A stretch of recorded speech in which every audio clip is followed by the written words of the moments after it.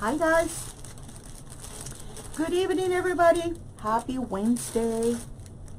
How are we doing? I hope you're doing great, my friends. So I am so happy to be back after struggling for so long with this internet. Well, it turned out that my modem was totally broken, and so that's why it would not connect the way it should have. So the technician finally came yesterday night, and so it was late by the time he finished replacing the whole thing. So that's why I wanted to come live to make up for Monday, but you know, it was too late. So, but thank you guys for bearing with me, and I welcome you back. How are you doing?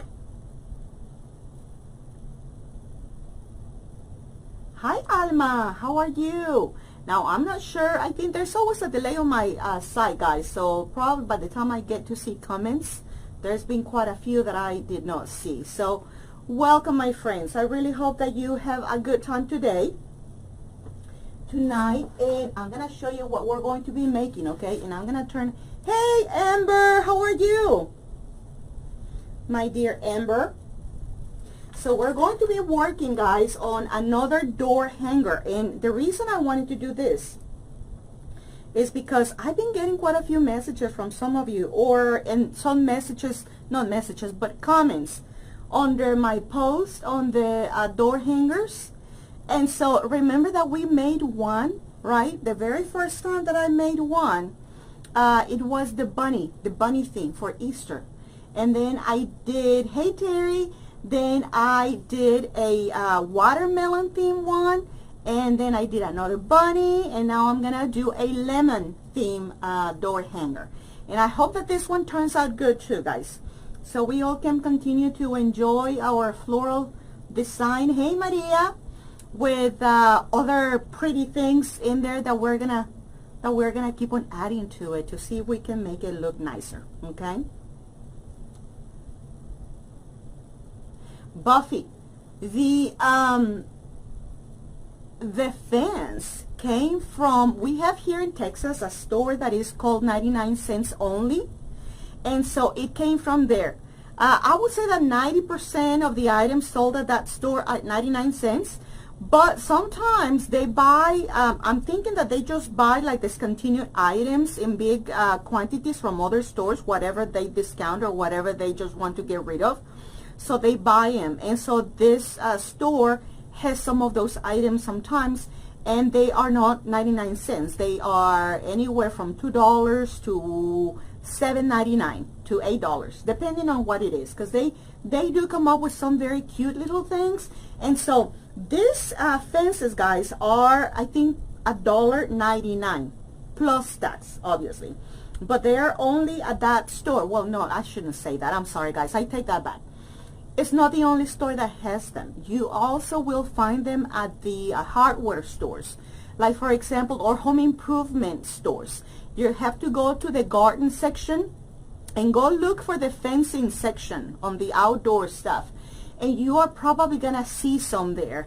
Now you're gonna find both. You're gonna find plastic and you're gonna find wood. Okay, now the reason I'm using the wood is because I'm stapling my florals in there. Oh, that's great. Thank you, Buffy. So, but you're also going to find plastic ones, and that is okay if you want to use those. Just know that you're going to have to either zip tie your items, or you're going to have to glue them instead of stapling, okay? And so, and if you do that, you should be okay. All right, so I think this thing is asking for my password, and I should have done it for my network, and I don't remember it. So instead of wasting time with that, I'm just going to go ahead and get started without it, as I am able to see your comments now, okay? So guys, do me a favor. So my introduction is, if you don't know me, if you don't know who I am, my name is Luz Evans, and I'm the designer here at Lorraine. We specialize in floral design, guys, anything dealing with florals.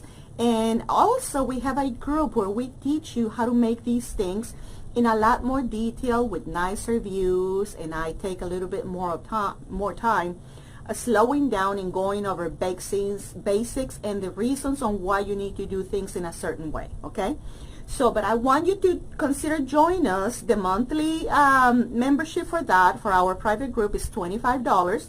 And you get a total of 8 tutorials per month. So we include questions and answer sessions. We include 1 pre-recorded, well, actually not 1, 4 pre-recorded tutorials, and the live sessions also, 1 every week.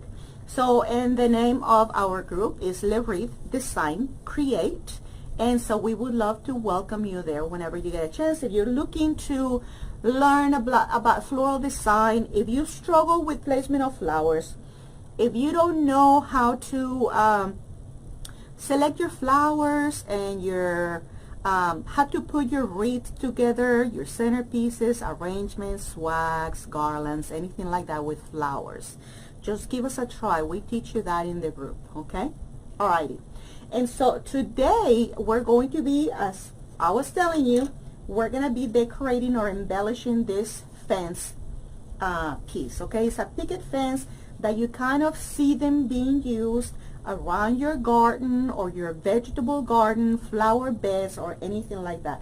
It comes with the stakes, and this is what goes in the ground, right?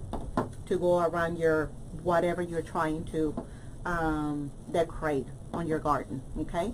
So it is a brown color, but I have been painting them, okay? So I paint them, like this one, for example, I painted it white, but the one that I made for the watermelons, I did some decoupage on that one, so that one required a little bit of more work because I used decoupage around on the wood, and I did a plaid black and white pattern on that one. And then on the bunny, I painted it too, but I painted it pink. So that's why you see the variety of colors. That's not how you find them at the store. You're gonna find them like a raw material, and then I just painted them, okay? So that's what you can do too. All right, if you can do me a favor, guys, if you can share my video, I would very much appreciate it, okay? All right, so now let me show you. I was laughing so hard, guys. Oh, I could not believe your answers. Hey Pat, when you were asking me, when I asked you, like, well, my first try was a total failure, guys. I was trying to do some lemon slices, and then I picked the wrong color, and they were so little. And then many of you were saying, like, when I posted the pictures, and I said, guess what I'm trying to make? And many of you said tacos. I could not stop laughing. That was so funny. But no, guys, what I was trying to do is some lemon slices, okay? And I think this turned out, Michelle, I think you were the very first one who said tacos. But what I was actually trying to make is some lemon slices. Now, my lights are too bright, so probably that's why you cannot see them that well. But I think this finally turned out a little bit better. At least I got the color right. So it's a bright yellow. And then I just drew and hand painted the little lines white, and some kind of like, you know, kind of making them try to look like seeds, right? So that's what it is. All right. So I made me like 3 or I made me 4, but I left 1 downstairs because I only need 3. Okay. So, and guys, these are made out of foam. I am thinking that if you're interested in learning how to make this, I could probably teach you how to make them. I can probably do a quick tutorial maybe over the weekend if you like, and I can teach you how to make these, how you can also do the watermelons.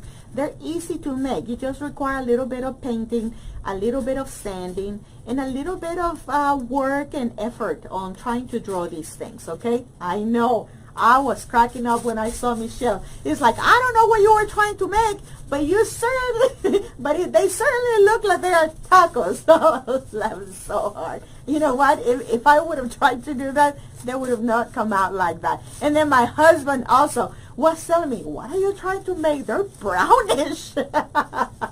He said, is that like a rotten avocado? I was like, what? I cannot believe you just said that. No, does that look like an avocado to you? He says, I don't know, that's looking funky. But anyway, so no, guys, they're lemon slices, okay? And like I said, I'm probably going to do that. Oh, by the way, guys, before I get into this, let me ask you something, because I have been thinking, Michelle, Michelle, stop it. You're misbehaving. So what I've been thinking, guys, you tell me. I wanna put it out there for you, okay? I have been thinking, because I've been working on some other projects that you have not seen yet, but you have seen some of the things that I have made that are not floral, but they're like little dolls and my slices, and then I've done some other things that I have done myself by hand. Remember the bunny that I made with foam and things like that? So guess, I want to run this by you because I want to start a group, okay, where we can learn arts and crafts, okay, and that would be probably on a separate page. I don't know yet, or maybe I can just add it to this page. I'm not sure, but I think eventually what I want to do is do a group where we all learn projects like this, okay? For those of you who like to do things like that, I can because I've been learning a lot of things on my own, and some other ones with the help of my friends from Latin America. I have some awesome Colombian friends, some Colombian mentors that are teaching me wonderful arts and crafts. And so I've been learning quite a few things, and I want to pass some of those things to you. So if you're interested, let me know, okay? That's something that I have been cooking in my tiny little head, and I thought, you know what, I'm gonna ask them. And if I see that there's any interest in that, I can probably open a page and we'll just kind of have fun with little projects, okay? And those would be projects that you can use, obviously, on things that we are working on, like this, or wreaths, or centerpieces, or swags, or anything like that, okay? So we'll do that. Alrighty. So before we start, guys, so you know that this is wood, as I told you, right? So what I'm gonna do is I'm gonna staple first of all, because then I cannot turn it around. Once I start embellishing this thing, I cannot turn it around like this. So the very first thing that I'm going to do, hey Sandra, well that's great. So guys, if you're interested, let me know, okay? Because when I go back to my comments, I'm gonna know if there's interest in that. And if there's interest, I will do it, okay? We'll have a session here at least once a week where we can create things. And then as we keep on growing, or if we keep on getting more complicated projects, we can do private tutorials on those, okay? But that's something that I have been thinking a lot about, and there's a lot of things that we can do together that are not related necessarily to floral design, but it's more like arts and crafts, and we can definitely try to learn that stuff. Okay, so what I did is, look, guys, now I'm gonna tell you that I love my stores, because you know, you can find cute little things like this instead of having to go pay an arm and a leg at Hobby Lobby or Lowe's or oh, that's great, thank you so much, guys. Or Lowe's or Home Depot. You know, sometimes we have some stores here where I can find them fairly inexpensive. Now Dollar Tree also has rope, and they're $1, the little bags. Now the rolls are not as big, but they're worth the money if you're working on small projects like this that you don't need a lot of, okay? So what I'm gonna do is I'm gonna cut me a piece of rope, and what I normally like to do is first I take a little piece and then I measure it, and then that's how I decide how long I want this thing. Now let me move my ribbons for a minute, because I don't want this right here. I'm gonna move it to the side, and I'm gonna try to measure this.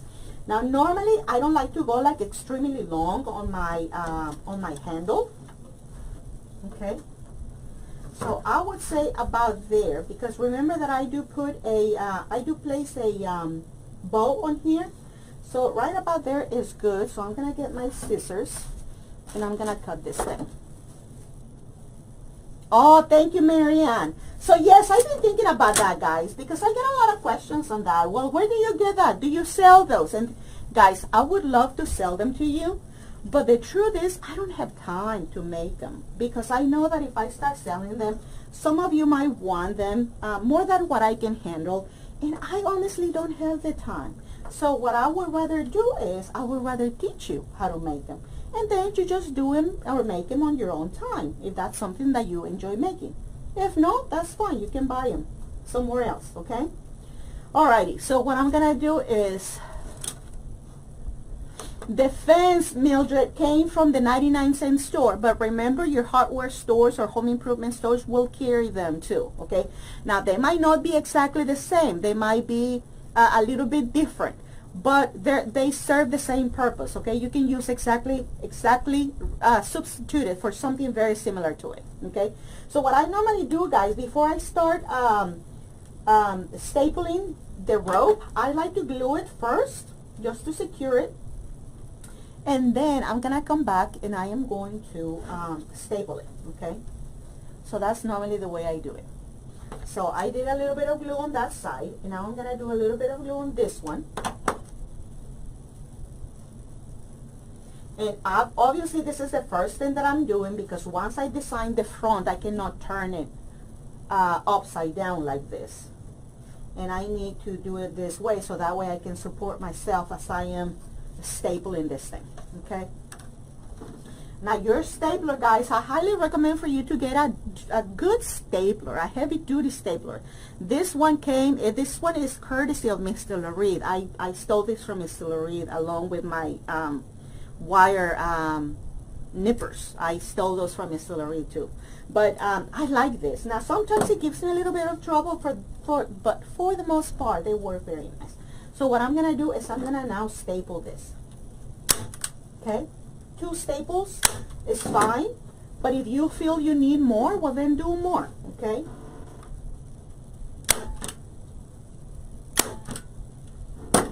Okay. So see, now we have our hanger with already the rope, okay? And this is what we use to hang it, and our bow will go up here, okay? Now let me know if you're hearing me and seeing me okay, guys. I think you're fine, but my phone, for some reason, it freezes. But I don't think my camera does. I think my camera is just staying steady. Okay, so now that we have done that, guys, the next thing is we're gonna do our lemon slices, okay? Now remember, these are foam, guys, okay? And we'll go over this at some point over the weekend. I'll probably do a quick live and I'll show you how I make them. They're very easy to make. You're just gonna have to be a little bit patient. And then if you don't have an idea on how to make them, it's a good thing for you to Google images and see what they look like, okay? Because sometimes I don't know what I want. I need to look at pictures and see what they look like, and then I just go from there. Okay, so now one thing, guys, you're gonna need hot glue, and you're gonna need a regular craft glue too. Joanne, the fence came from my 99-cent store, but you can find them also at Lowe's and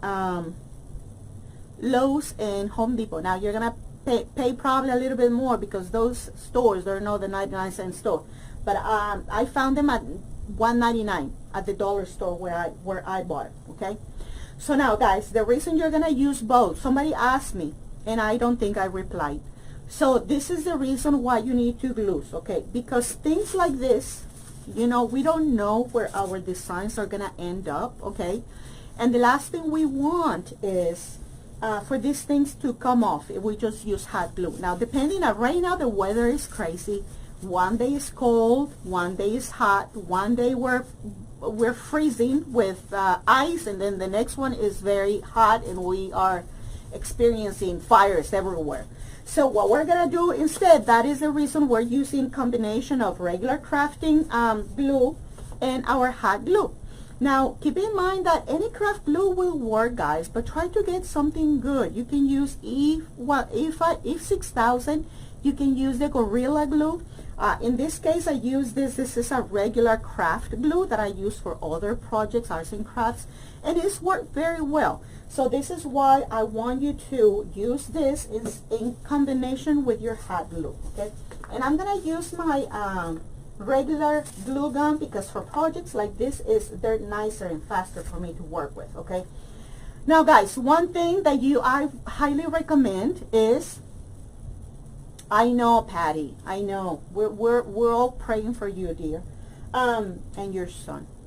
So what we're doing is, when you are placing your items, guys, try not to place them all like that, because then they look all just like not much interest, right? So try to place them in different angles, okay? So you can do probably one like that, another one facing that way, and this one in the center. If you want to go crazy, you can do one like that, another one like that. It does not matter, okay? That will be up to you however you want to do it. So me, I'm going to do just to have some kind of coordination. I'm going to go both ends facing out, and then this one I'm just going to go like a regular slice, like that, straight. Okay, that's how I'm going to do it. Now I am going to, first thing I'm going to do is I'm going to do some of the regular craft glue, and then I'll do some of the hot glue. So I just keep an eye on where they're at. But guys, if you are easily distracted like I am, you can use a little bit of a pencil and you mark where your slice is sitting, so that way you know where to put your glue. Okay, now because this is not like a very big project, I can just easily do it. Okay, but if you tend to get interrupted or get distracted and then you don't know where it's at, well, just mark it, do little marks. That way you know exactly where you're going to be placing your glue. Okay, so I'm going to start doing this one first, and now I'm going to do the hot glue. And once I do that, then I can place my piece like that. And I'm going to add a little bit of pressure on it. Not much, because remember the slices are foam, so I don't want to push them very hard because I don't want to break them. Okay, now I'm going to do the one in the middle.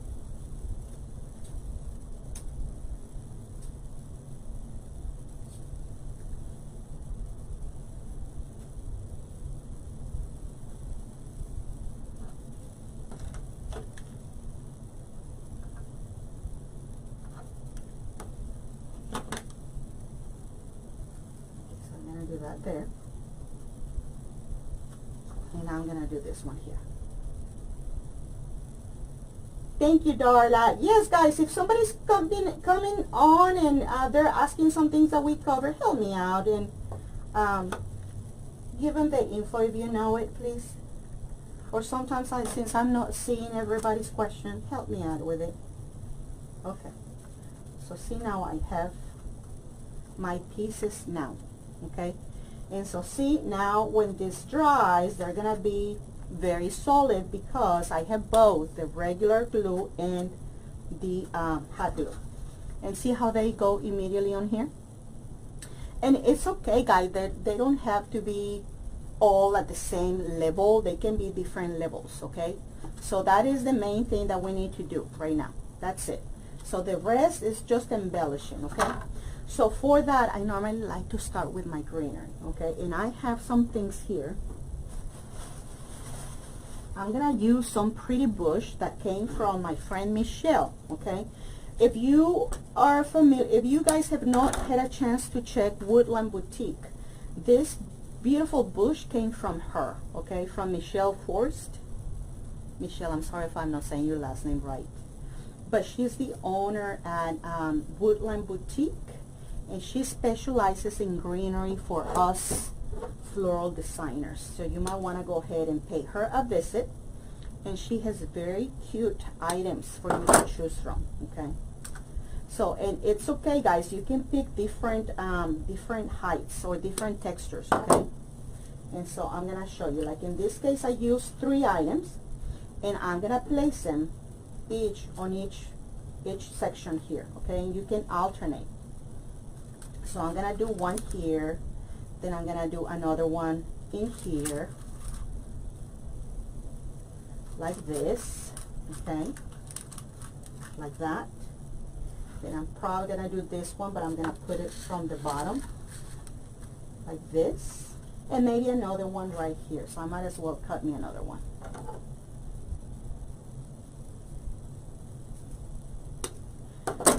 Which glue, dear? So this glue, my hot glue, no, that's just regular glue, guys. I mean regular hot glue. Okay, so look, I'm just placing them like that right now, okay? But I'm getting ready to staple them, okay? So now this one has a lot of here, so I'm going to cut it in 2, and I'm going to place this tall piece Yes, Michelle has beautiful florals, guys. So if you have not gotten anything from Michelle yet, you are totally missing out. So I'm going to place this one right on top of it.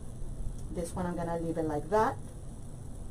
And this one I think right there is good too. Okay, and so this one, I can always bend them, I guess. Alright, so here's what I'm going to do, guys. Because this is a wood picket fence, I'm going to staple. Instead of using floral foam, okay, I'm not using floral foam. Hey, Verónica, ¿cómo estás, querida? Qué bueno que viniste a visitarme. Okay, so instead of using floral foam, okay, Veronica is one of my craft friends, okay. I am learning from her, and she is an awesome crafter, guys. You would be amazed at the things that she makes. Awesome stuff. Okay, so anyway, my friends, so I'm gonna come here, and instead of putting floral foam, I'm not gonna do that. I'm gonna use my stapler, okay. And basically what I'm doing right now is I'm doing my first round of greens, okay? And then after that, that would be considered my base. And after that, I'm gonna build it up a little bit more, okay? Alrighty. So I'm gonna come here first, and I'm gonna staple. Okay, then I'm gonna come here. On each one of these stems, I'm gonna staple them. Like that. And whatever is left, I'm gonna trim, because I don't need the extra stems hanging like that. Okay. Alright. So that's what we have. So we just have some greenery on the background, not much right now. And now we're gonna start embellishing with other things. Oh, gracias, Verónica, gracias a ti. Okay, guys, so that's the first one. Now I want something lower, okay? And for that, I have some this kind of eucalyptus or boxwood. To me, it looks like boxwood, but they call it eucalyptus. I don't know why. I guess it can go either way. So I'm trimming this, and the good things about these designs, guys, too, is that you don't need a lot of, you don't need to go out of your way to buy things. You can do these things, you can do with greenery that you might have on hand, okay? All right, so now I'm gonna come here. Thank you guys for sharing. My friends, if you can, please share it. I would very much appreciate it. Okay, so I'm gonna start here, guys, okay? So I'm going to start right here, and I'm going to place my first piece of boxwood or eucalyptus, and I'm going to staple it too. Because remember, we are stapling. We are not using floral foam, and we are not gluing. We are stapling on this. Okay, so we are just making sure that we are placing our pieces in a way that they are overlapping, you see? And then you come and you staple those things. And that's all we're doing. We're stapling stuff. Okay, so that one. And it's okay. Remember that these things are wired. And they're also bendable. So you can bend them. You can bring them out. Okay. So this one right here. I'm going to do this one right here. Like that. Actually, this one. I'm going to cut this a little bit. Like that. So I'm going to come here and staple this one. Okay, like so. And now I'm going to place this one right here. This is too long. I'm going to cut it right here. Okay, like so. I'm going to staple it right here. Like that. Okay, so see what we have now. So we have some tall greenery, we have some shorter greenery.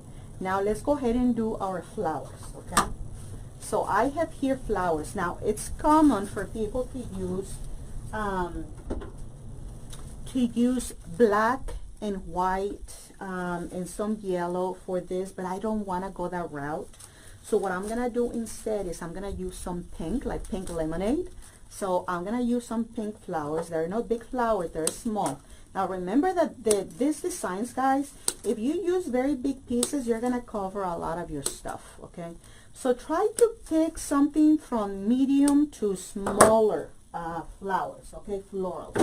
So that way your accents, whatever it is that you're using, they stand out more. So now that I am working with my flowers, I'm gonna come here and I'm gonna use probably some of this lavender. You've seen me use these, right? This lavender, this came from Walmart, guys. Walmart has some awesome lavender bushes this year. Okay, so I'm gonna come here, right here, and that's gonna be my first piece. Now notice, guys, what I did, okay? So I get my little branch of lavender and then I place my flower, and that's how I want to place them, like that. You see how it looks like a little mini spray? The flower and then hey Mary! I'm glad you were able to make it, Mary. So see how it looks like a little pick on its own like this? So that's how I'm going to place it on here. And I'm going to do it towards the end, okay? Right here. So I'm going to bring my stapler again. I'm going to staple it. Right there. So I'm going to come back and I'm going to do the same thing with some of this. Now this, I don't want it to be too tall, so I'm going to cut this in two. And I'm going to get me two pieces out of one because I don't want it too tall because I already have this here. So all I want is just to dress this up a little bit, okay? Like this. See how cute it looks when you combine them like this? Okay, so I'm going to staple this one right here. Right there. And see how they start looking, guys? So you start adding a little bit of more dimension. You start noticing you can bring this out, okay? See? You can easily move them around. See how cute they're looking? So we're starting to fill this up with other flowers and give it a little bit of more movement with the little wispy lavender. And at the same time, we're adding a little bit of color. So I'm going to come here, and right there, I want to position it, and I'm going to staple it. Okay. See how pretty they start looking? So guys, these are easy to do. And people love them. I'm noticing that people love them. But I know why they love them, because they're unique, they're different, and they're cute, but at the same time they're simple. They're not too crowded.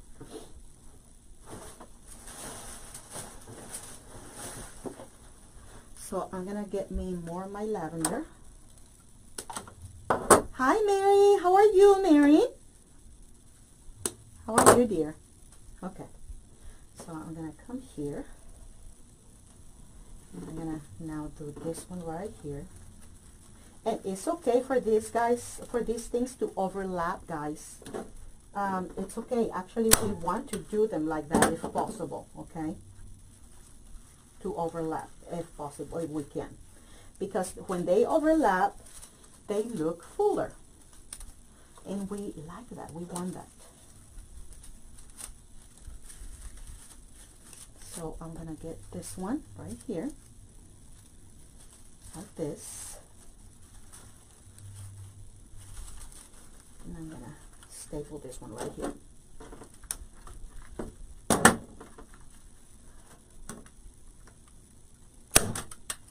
Right there. See? See how pretty that's looking?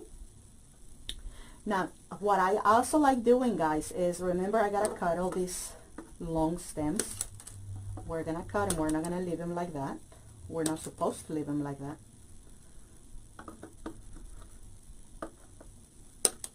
We want everything short.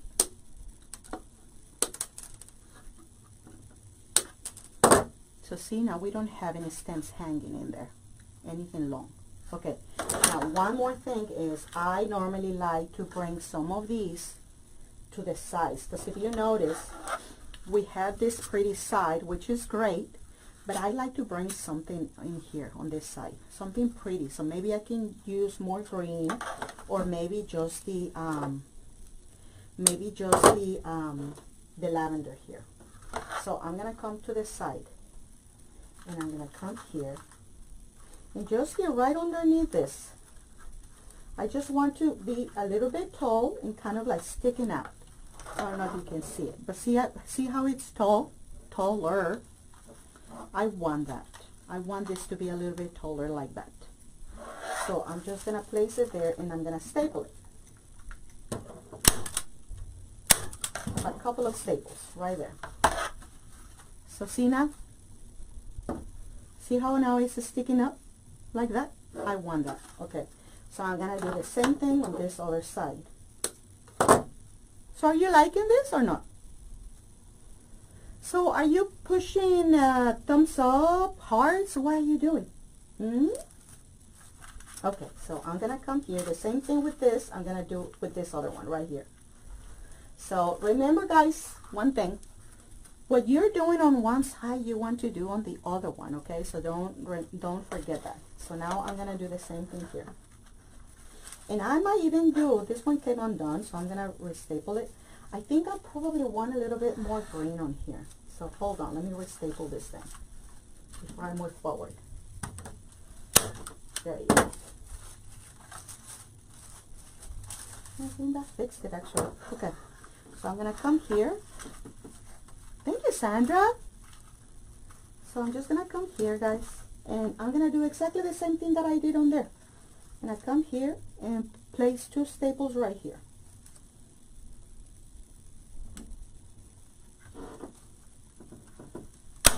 One there and one there. I'm gonna cut the excess.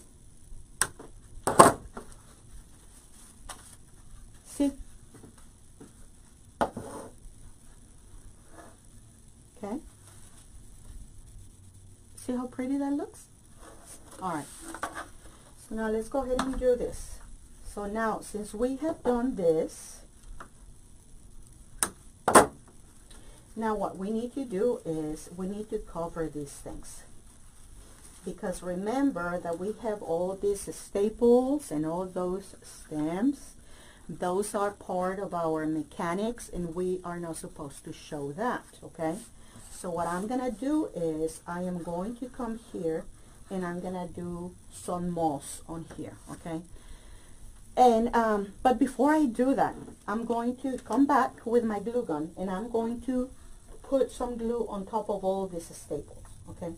And the reason for that is because I want to make sure that they are sealed and that those pieces of greenery are not gonna come undone, okay? So that's easy to fix. Just come back to your staples and put some glue on them. So that way we make sure that everything will be staying in place. Okay? And now we're ready to cover up our mechanics with moss, okay? And so that will be drying as soon as we give it a few seconds, okay? That's not supposed to last very long. So let me have my, let me get my moss. Okay, and so for this moss, I'm going to make me like I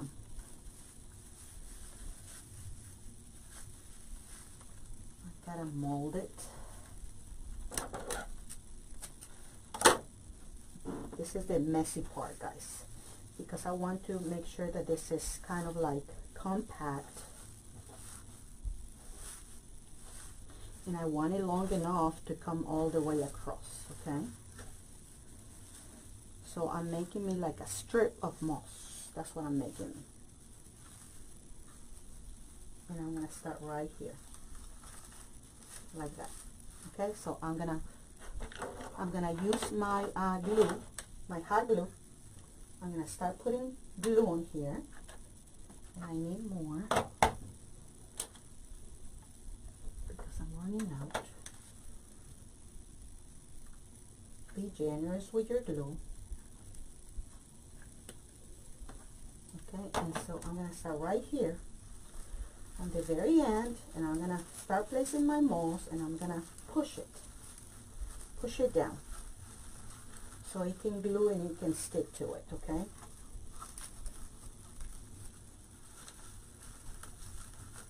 Okay, so now I'm gonna keep on adding more glue.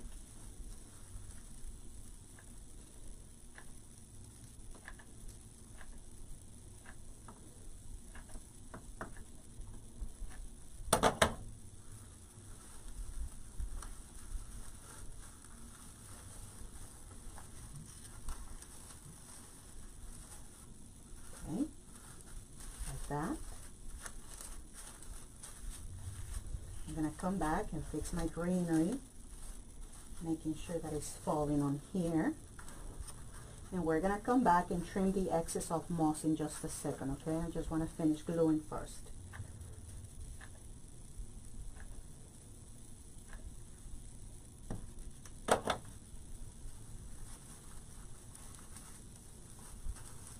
Okay, right here. So I'm just pushing, okay? I'm pushing. Move this. I'm gonna fix my greenery, making sure that it's where I want it. Okay, and now shake it so I can get rid of all the ones that is gonna come down, and then I'm gonna trim this excess, okay?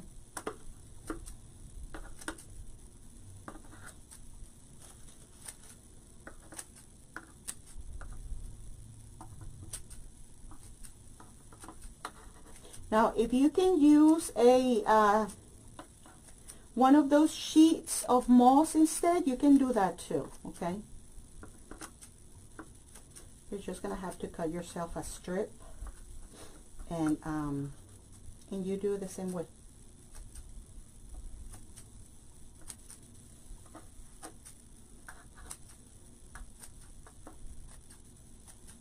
Okay. See? So now we have our moss on the bottom, and we don't see the mechanics of it, right? Okay, now let's go ahead and do the ribbon, okay? Let's do some ribbon. Let me clean this.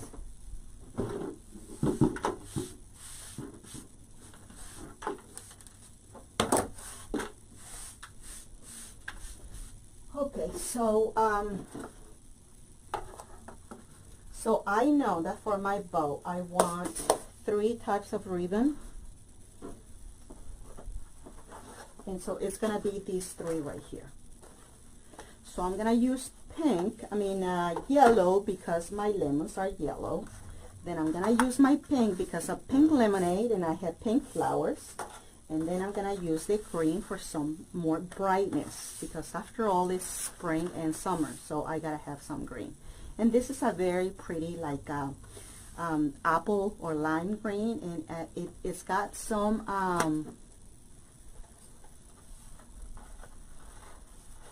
yeah, yes, the watermelon. No, they were not watermelon, Mary. They were they were lemons. So there you guys, there you have it, guys. So what I'm gonna do is I'm going to do. I think it does not matter what I do first, guys. So I'm gonna start with my and all the ribbons, guys, are 1.5 inches. Okay, all of them are 1.5 inches. 1.5 inches wide. Okay, so what I'm gonna do is I'm gonna get me these first 2 first. I'm gonna get me the pink and the yellow. Okay.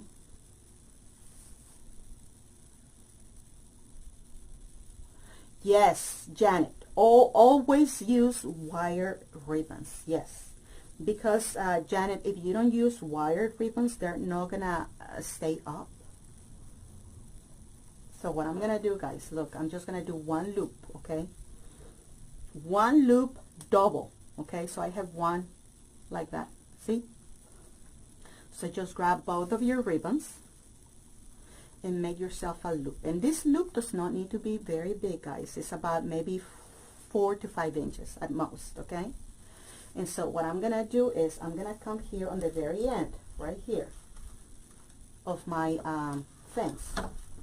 right here on this very end. I'm gonna come right here, like that, and I'm gonna staple it. Remember, I'm not wiring, I'm not doing anything else, I'm stapling, okay? So that's my staple, and I'm gonna open this a little bit, okay? So see how it's looking already like I got two, like almost like a bow, that I already started a bow here, but I'm not gonna cut, okay? I'm just gonna continue doing my loops, okay? Now here, I'm gonna want a big loop, like from here to here, okay? Like that. And I'm gonna come here, and I'm gonna make a bow loop. You can twist it if you want. I think it's nicer to shape it that way, if you wish. Like this.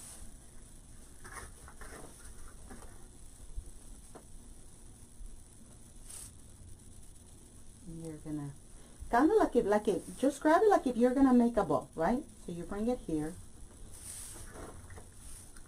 you make your loop like this, and you are going to twist it, and you're gonna staple it right here. Okay, so that way we end up with this as if it was already some loops for your bows, okay?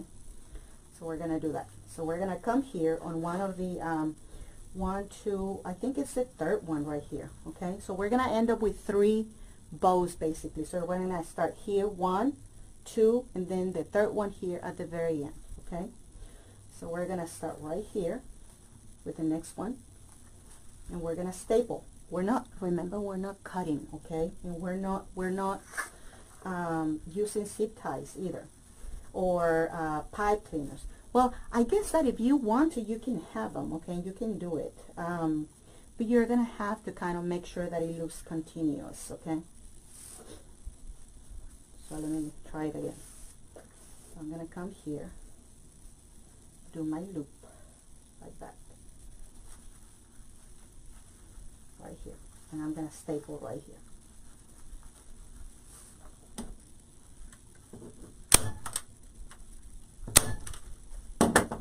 Okay, like that.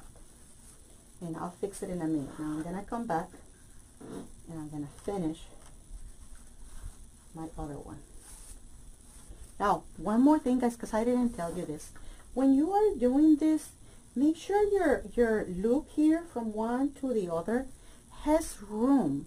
Don't make it tight like that, okay? The whole idea is because we're going to separate these things like this. So we want to display both bows like that. See? We want to do that. And if you do it tight, it's not going to look right. So give yourself some room, okay? Give yourself some room. Okay, so I'm going to come here. And I'm going to do my other loop like this. And you need to make sure that when you do this last one, that you kind of it looks kind of like similar in size as the other ones, okay? So I'm going to come here. I'm going to do a little bit more because I got to come all the way down here. All the way here. Right there.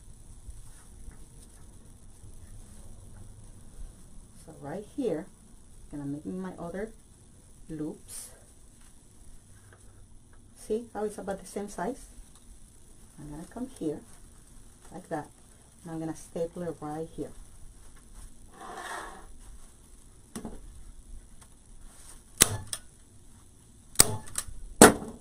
Okay, and now here I'm going to cut. And I'm going to cut like that. Okay. And this you can dovetail, or you can just cut them in an angle like that. Does not matter how you want to do it. You do whatever you want. Okay, so now I'm going to open them. See? Now that one I did the yellow and the pink. Now I'm going to do the pink and the yellow like this. Like that. I'm going to open these right here because I want them to see. Now look, it's yellow, pink, pink, yellow. Now I'm going to do yellow and pink. So that way the ribbon looks like it's going like that. See that? Okay? That's how I want it. And this one is going to be like that too. Like that. Okay? Alright. So now I want this green. I want the green too. So I'm going to come back with the green. I want green on each one of these things, okay?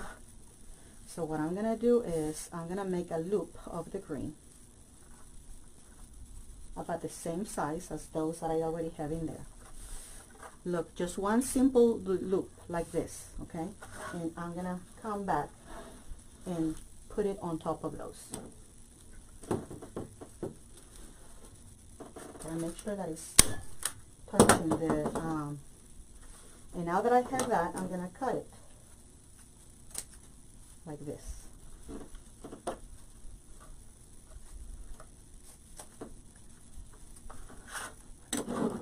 So now it looks like you have a bow. You see that? Right? Okay. So we're going to do the same thing with the other two.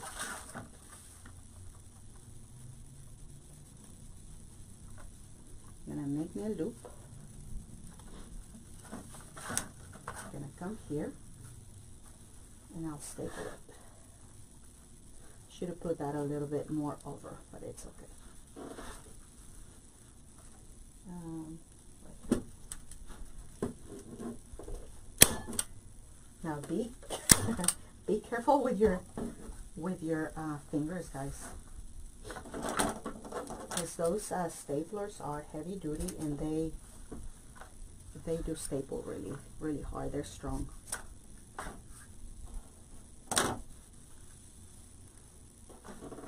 So you see how it's looking, right? Okay. So now let's go ahead and do our last one right here.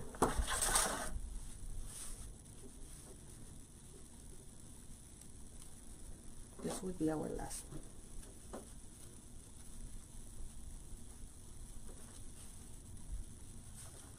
Yes. Yes, yes, yes. Okay, so we're going to do this one right here.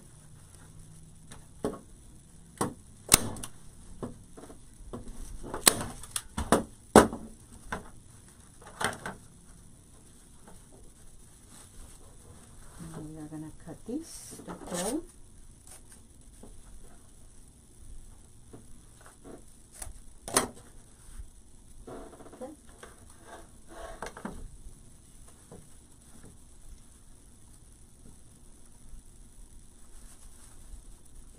Like that, like this, and so look how this is looking. Okay, so now I'm gonna come here and I want to probably do a few other flowers. I think I'm gonna do this a little bit smaller. So I'm going to come here and I'm going to staple that a little bit. Right there.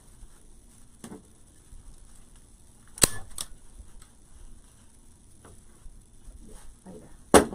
Not much, just something. Because it was too wide. I think that's better. Right there. Okay, now I want probably, guys, oh, well, let me finish. Before let's be done with the bows. Let me make the bow for the top, okay? And so I think I want the yellow on, no, the pink on top, and then we'll do the other ones.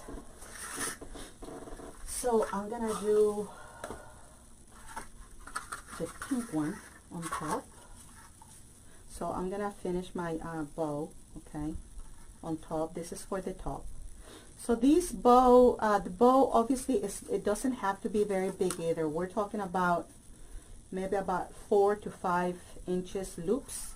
Now if you want a bigger bow, obviously you can make a bigger one, right? So that would be up to your personal preference.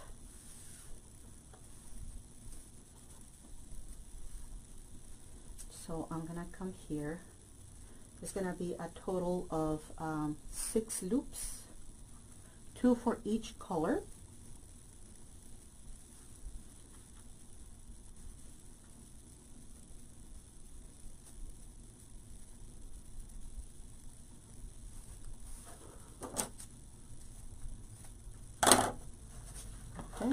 would be the yellow, the green one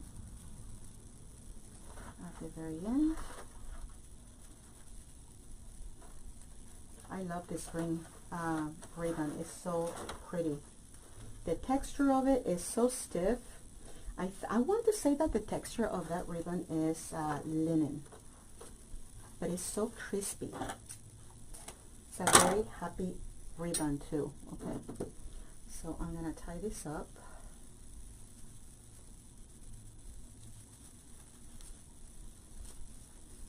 And I'm gonna fix my bow.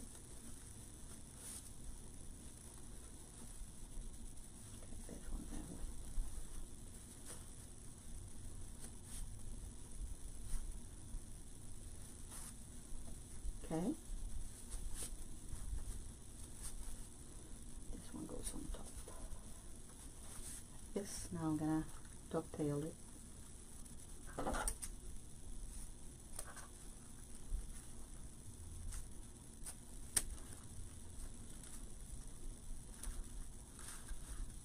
Are you having any questions, guys?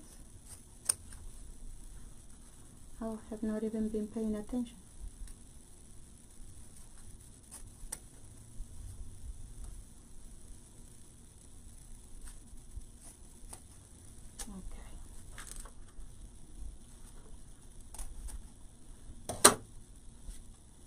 Okay, so that's my bow. Now let me see where I'm gonna place it.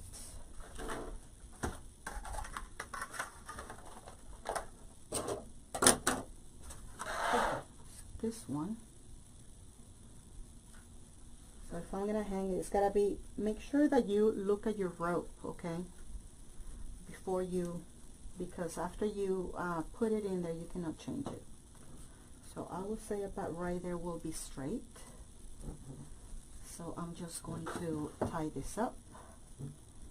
And what is cute about these things is that they also lightweight. They're not heavy. The bunnies are a little bit heavier than this. Okay, so now I'm gonna place, guys, a little bit of hold on, making sure. Yeah, that's good.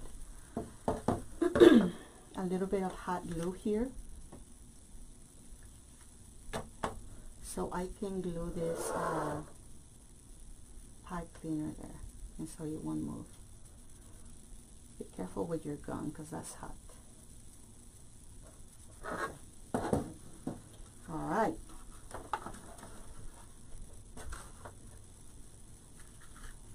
And so see how pretty it looks.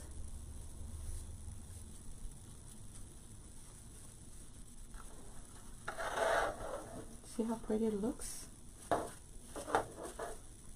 Now I feel that I need more things in there to cover those things that we see in there. So I'm gonna get me some white stuff in there. So I'm gonna get me some little flowers. So I'm gonna use some of these here because they're small and because they can cover. Maybe some of these here too.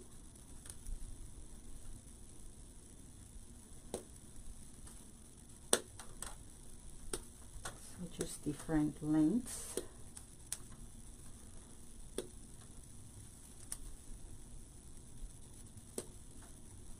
So that way we can bring a little bit of color in between those things. But it's light colors. Alright. So all I'm going to do is I'm going to come here. See how I'm going to add those white ones like that. And remember that these already,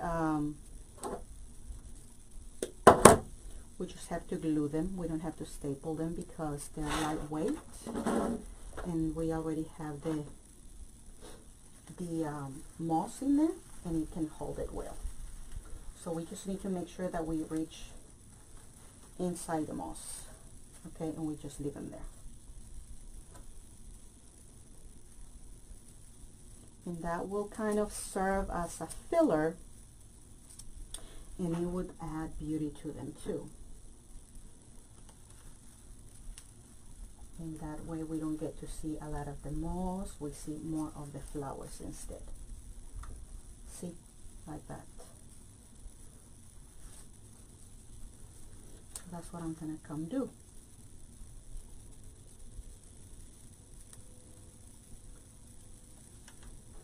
So those are the little touches at the end that you gotta do, guys. Take a look at your design and see if you feel that you need other stuff, well then add it.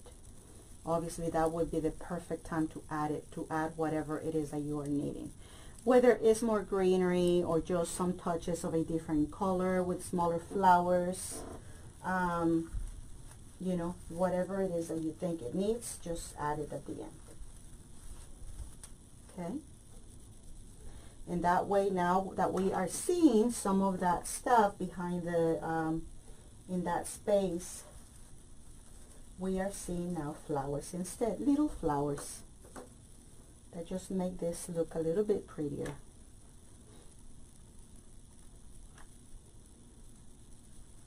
Like this.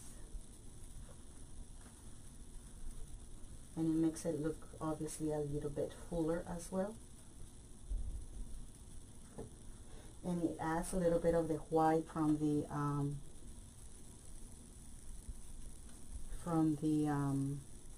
lemons.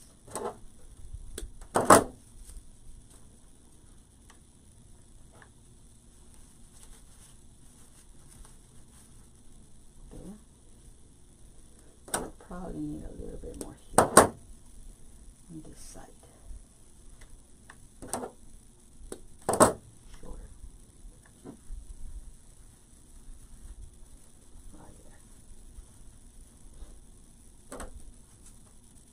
That looking cute.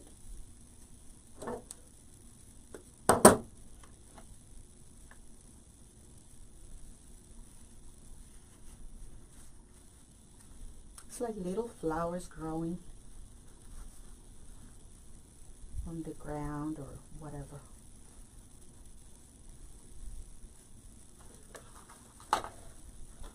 See how we have covered that room right there? And so now we have more fullness, and we have our little bow here too. See? You can probably not see it very well because it's of the camera. It's hard for you to see it all together. I would have to hang it up. Now the only other thing that I want to add, guys, is a butterfly. I want, just like I did with the watermelon, I want to add this one too. So I have a yellow butterfly, yellow or pink, yellow, so it's a springy. So I'm gonna, these butterflies came from the At Home store, and they have bushes of butterflies there. And so I think I'm gonna do this one, about there. I'm going to come here and I'm going to add it right here on top. So that way I'm also adding some additional color up here.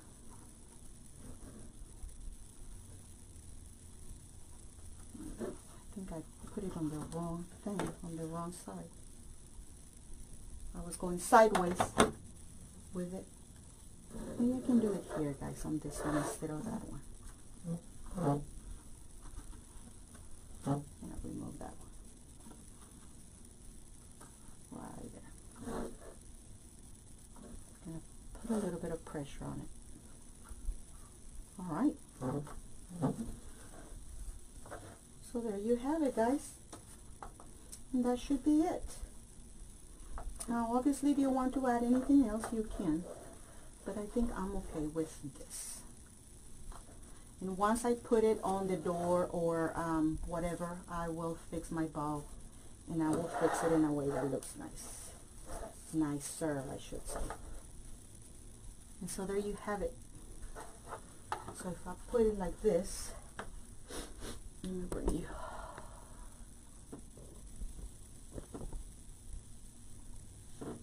Sure you can see very well this, but you will see once I take the final picture of this with all this background in here and looking a lot better. Okay. All right, my friends. So there you have it. So that would be your summer, spring, lemon design that you can now hang on your door. All right. And like I said, I'm going to take a final picture tomorrow at some point, I guess whenever I get home from work, if I can still get some good light, and post it for you to see the final picture. I think it's going to look very nice. And my lights are way too bright here. You cannot see a lot of the lemons details.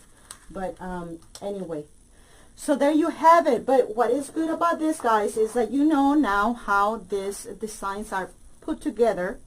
And you can go ahead and give it a try if you choose to do that. And so, you know,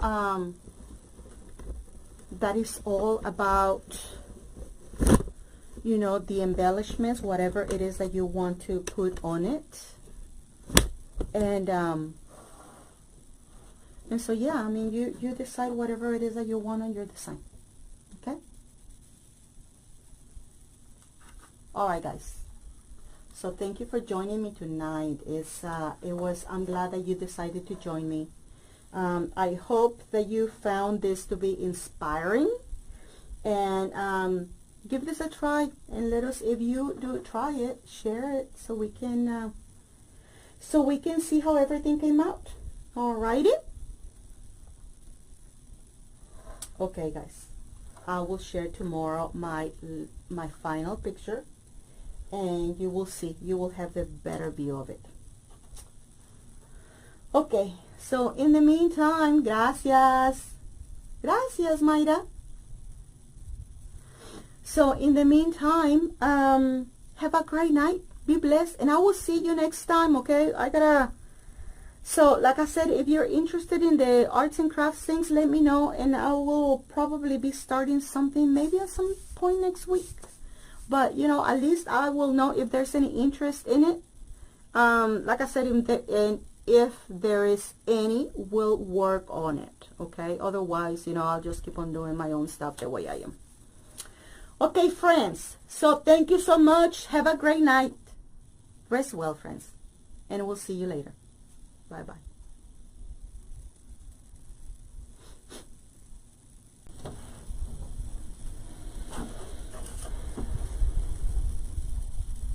Hi guys. Good evening, everybody. How are you doing, my friends? I hope you're doing good.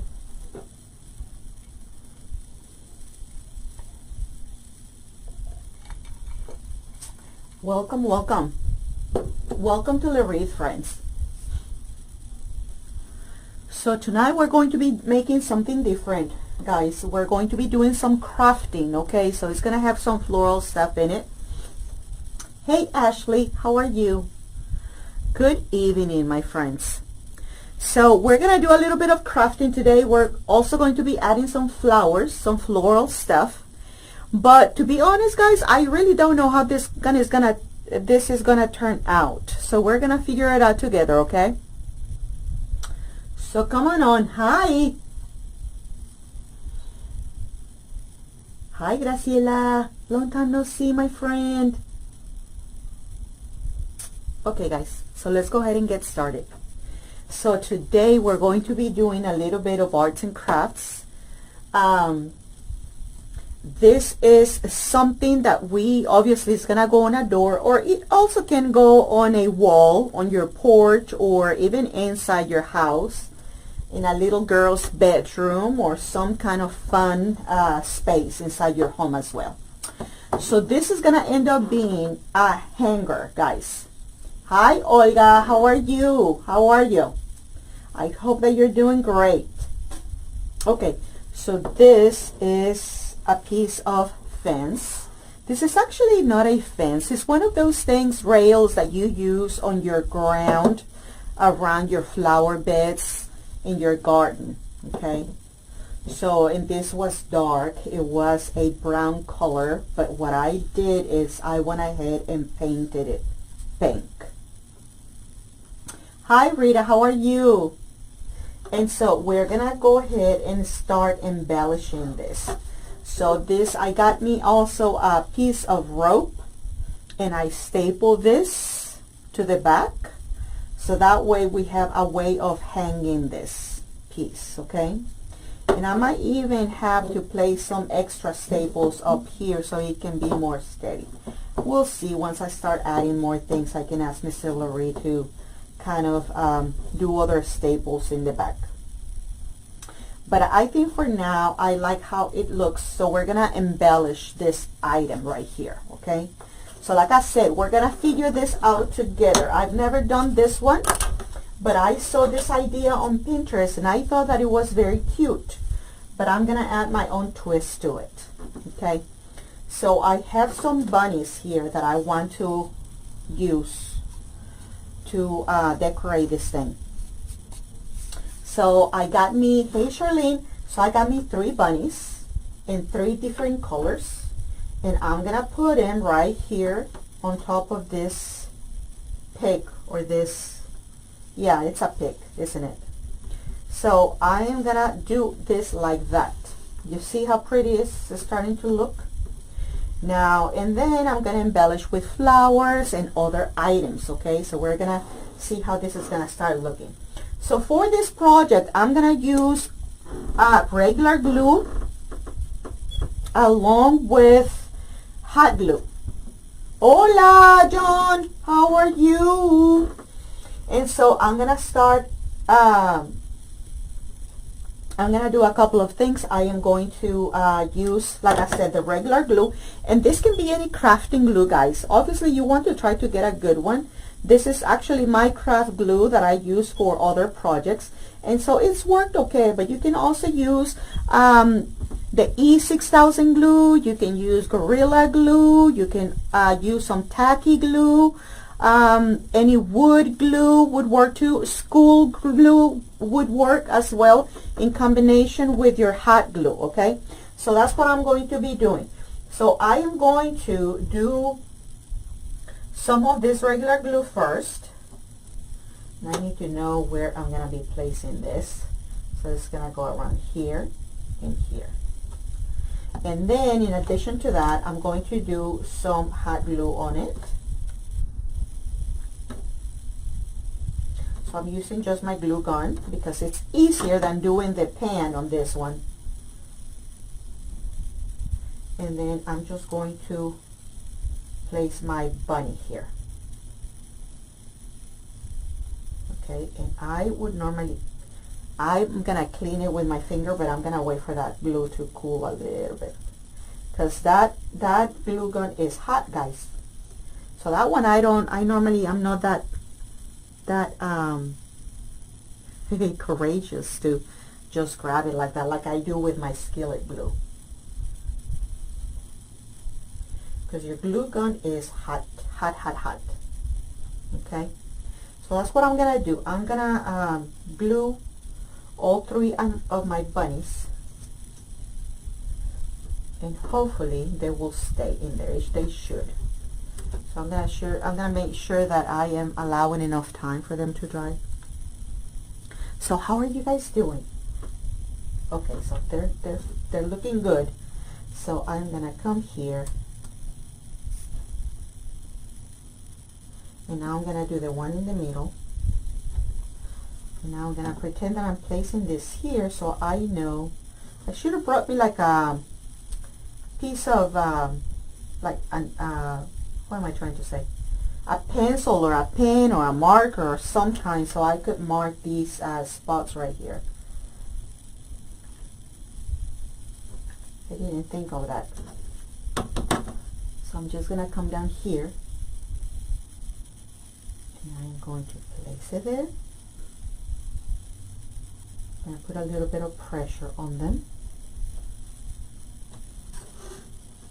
See how cute they're looking? So I'm gonna do this one too.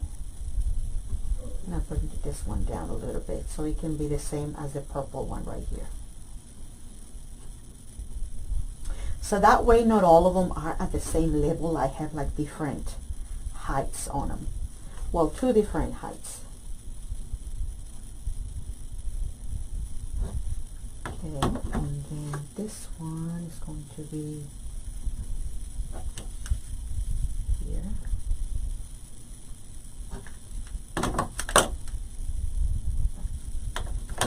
And this here.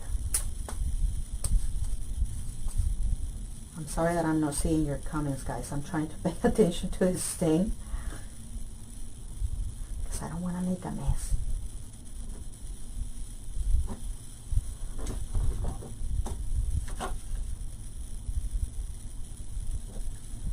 Even though it's kind of messy anyway. So we'll see. Okay, about there. Oh, this is starting to look great, guys. The colors are looking so good. Should have brought me like a piece of paper or something.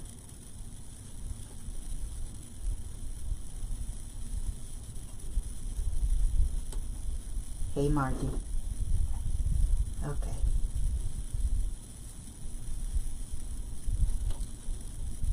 Okay, it should be drying shortly here soon. I'm just gonna clean my hands on my old pants. Okay. I'm gonna put a little bit of pressure on them.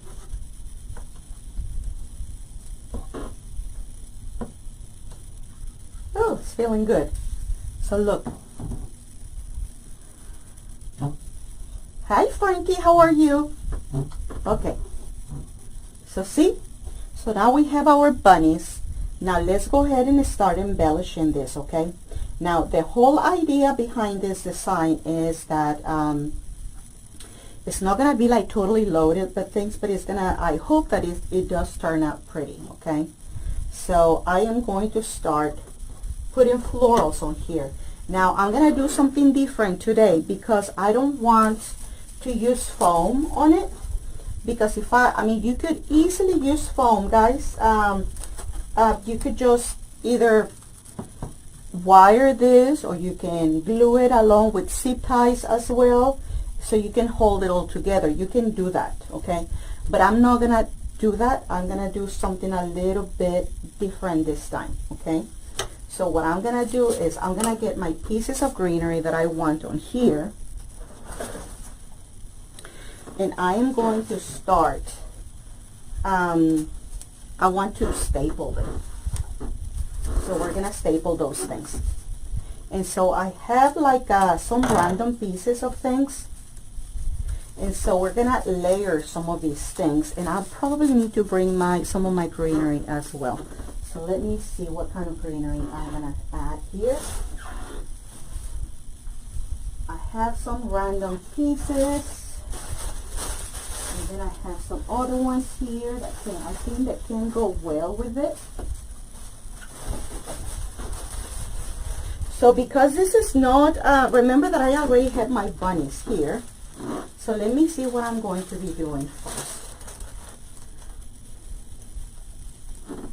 So I can definitely use some things like this. You see? But I think I'm going to do this in a little bit. So what I want to start doing is filling in these gaps here. And for that, I think that I have some other items that I can put right here like this. And so what I'm going to do is, before I start cutting anything, I'm going to start stapling some of these. And I need to have my clippers too. So, and I hope that you are seeing me. You should be seeing me okay, right? Okay, so I'm going to start. This is something, I think I got me this one at home, guys. It's been a while since I got me this piece. I've had it like forever. But what I like about it, see how cute it is? It looks like natural. And it's very delicate, but it's got a lot of volume too.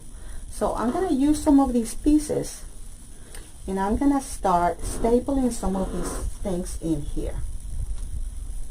And so we're going to just put in here randomly, okay? So I'm going to start cutting in a few pieces. It's better if I just work with some smaller pieces rather than having to hold this whole thing here. So I'm going to come here. So That would look good. Like I said, they don't have to be big pieces, but I do want them to be consistent on how they look. Okay, so let's just start with that and then we'll see. So I'm gonna start right here on the side, see, like that. And we gotta be careful with the way we're placing them. So once I get them the way I want them to look, I'm gonna start stapling them. And so I have my stapler here.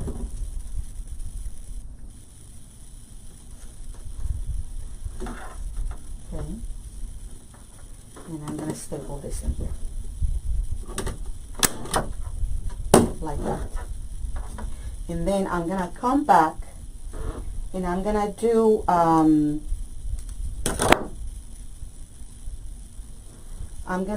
some glue dots on here. I'm gonna come back and do some glues. I'm gonna glue them a little bit. So all I'm doing is I am stapling this item.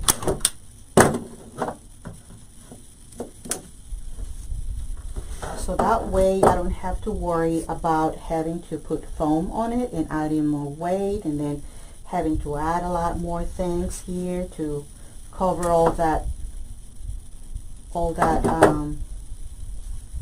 foam. Although I am going to be doing some moss here shortly, okay? So I just want to be able to get the greenery in first.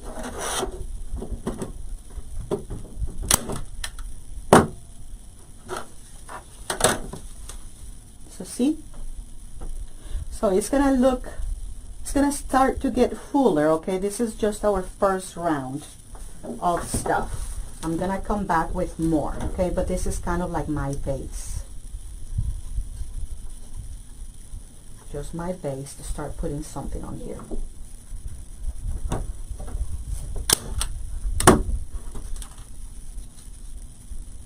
So you see?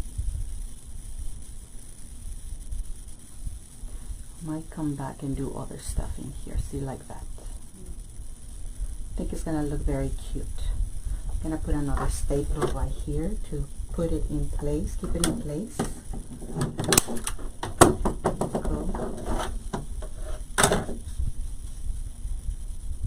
See? And then we're gonna come back and keep on adding things, okay? So right now I'm not gonna worry about this part right here because that is gonna get covered. No, Pat, I did it. Oh, Pat, I forgot to tag you. I saw a video today. You know how you like to use those pieces of log? Somebody was doing a video and they were turning those into eggs. They were following the form of your wood that you cut with the bark trim, and they were making eggs with those Easter eggs with them. And I thought of you. I said, oh, I wonder if Pat has thought of this one. They were looking very pretty. Okay, guys, so now I'm gonna do my I'm gonna do some small flowers, okay? And these picks I'm gonna start placing. Same process, but I'm gonna place them in different, in each one of these areas too.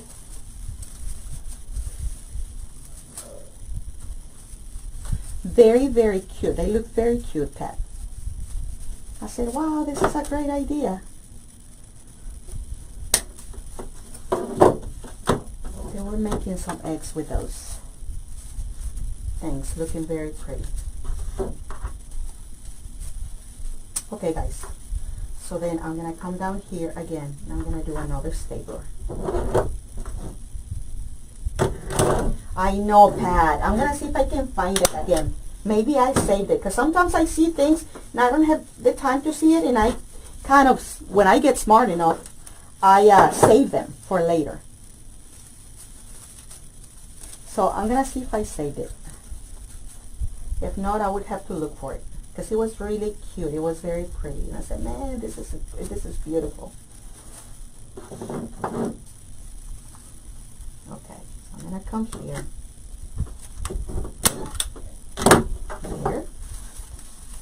I'm gonna put a little bit of glue on this thing because this flower is falling apart. And I'm gonna put it back together. There you go, right there. That. And this is gonna start looking full in no time, you guys. You watch. And so I want, the whole idea behind this is for this thing to start looking like a small little garden, okay? Or at least that's what I'm going for. It's just something different, guys. It's not to be supposed to be like a super formal floral arrangement or something. This is more of a fun thing. But see how cute? So we're gonna keep on adding stuff, and then we're gonna cover it up with other things, okay? So I'm gonna come back here, staple this.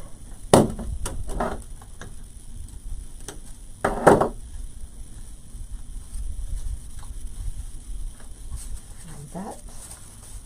We can reshape these flowers.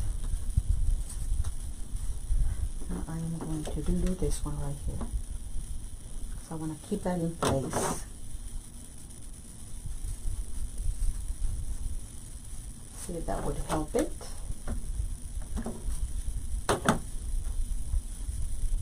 Should help it. Once it dries.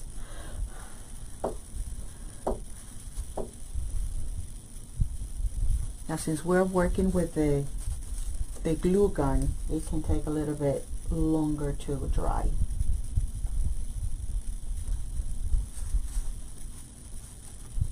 But it's okay. It's gonna get there.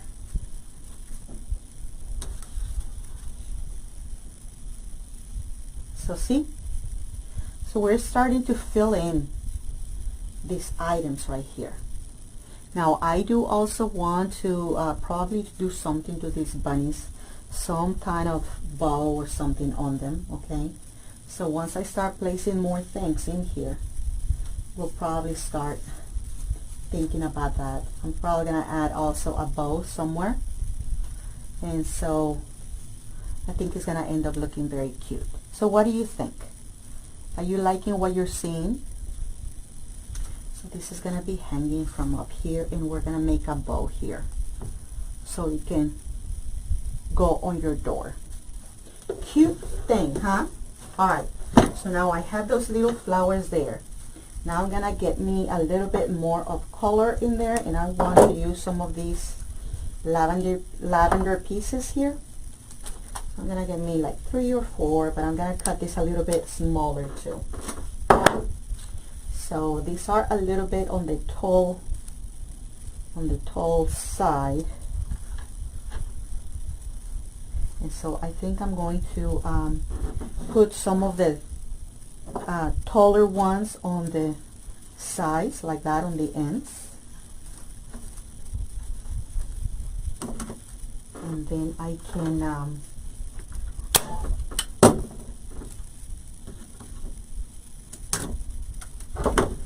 can do shorter on in the middle. I'm sorry guys that I'm not doing very well at paying attention today, because I'm trying to concentrate on where I'm placing things, since this is something that I'm trying for the first time. I want to make sure that it turns out all right, that it turns out decent. Oh, this is great. I'm liking this, guys. Thank you. Yes, guys, if you can do me a favor and share the video, that would be great. That would help me a lot. Thank you so much for doing that for me. That is awesome if you can do it. I certainly appreciate you. And guys, if you're joining me for the first time, my name is Luz Evans, and I am the owner and designer here at La Wreath, where we specialize in florals, guys. Floral decor, floral arrangements, floral wreaths, floral whatever, okay? But today is a little bit different because we are doing a little bit of crafting with this piece today. So I think this is gonna, these projects are good for a change, guys, to work on something different. I mean, we're still, as you see, we're still playing with florals, but you know, it's not normally the way we work with them, right? So, but I like it because it's a good break from what we normally do. So that is awesome. See, we normally don't like come here and staple things. Normally we place them using floral foam. But see how pretty it's looking now with the lavender. Now little by little it's building up and it's starting to look like a little garden, right? And that's exactly what I wanted. Now I'm gonna come back here and I'm probably gonna bring it up a little bit, see, like that. So I'm gonna turn this way and I'm gonna come here to the side, and I think I want to use my stapler here. Thank you, Margie. Thank you, thank you. Right there. So see, now we are starting to build up a little bit of height on the sides, like that. See, this lavender right here. Now it comes a little bit. Yes, the bunnies are on the fence. Yes, ma'am. They have been glued to the fence. So I used a combination of hot glue and regular glue. So this one is my craft glue. And it's fairly inexpensive. So normally when I do my regular crafting, this is what I do. Hey Sherry, how are you? How is Dallas? How are you doing in Dallas, my friend? I bet you're having a blast there, having so much fun. Hanging out with awesome ladies there. Barbara, the lavender. Can you believe, Barbara, that I got me this one at Walmart? The lavender is a Walmart item. I could not believe it when I found it. Because normally we don't find things like this at Walmart. So I was very surprised to see it. And so I got me as much as I could, as many bushes as I could. I gotta tell you that some of the stores are already running out. I went to actually one close to where I work. They didn't have any. And then I went to another one when I went to the grocery store here closer to where I live, and they did not have any. And then I went to one that is like a couple, maybe 5 miles away from where I live, and I found some there. So I mean, it's definitely moving. So they have this one that is a smaller bush, and then they have another one that is bigger, and that's a very nice bush as well. So I got me some of those too. But see how cute this looks, guys. So now it's like we build our own garden here. You see that? Isn't it cute? It's very cute, huh? All right, guys. So now what I'm gonna do is I'm gonna do a few more of the lavender pieces, and I'm going to, after that, I think that I'm gonna start covering this bottom, and then we are going to see if we can also start doing a bow for the top, and then we're gonna add some eggs to this. Believe it or not, we need eggs on here. And they're not gonna be expensive or big eggs either, guys.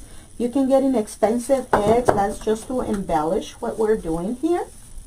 And so you shouldn't be spending a lot of money on getting those eggs. Because depending on how fancy you want your eggs, right, you can spend a little bit of money on that. So, but we're going for simple but pretty on this design, as you can see. See how cute? Isn't it awesome? Are you liking it?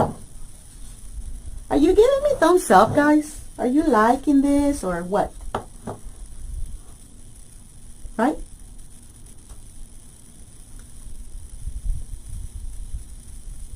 Very cute, right? Okay. So So now let's go ahead. Now we can, remember we could also do like bigger flowers, but we might do some things on top. Now if you want, we could also do some yellow for happiness on the design. So we'll see, we might add some of that later. Okay, so now let me do, before I cover this up guys, what I'm gonna do is I'm gonna go over all these staples that I placed, and I'm gonna hot glue it. I'm just gonna put a little bit of hot glue just to make sure that I'm sealing all those staples in, and that all that is gonna stay in fact together in there, that it's not gonna come off.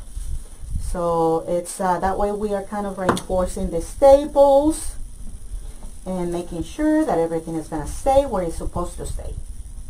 So I'm just going over the staples a little bit, gluing it, reinforcing those things that we just placed in there. Okay, and that's what we're gonna do. Now we have two choices guys on this thing.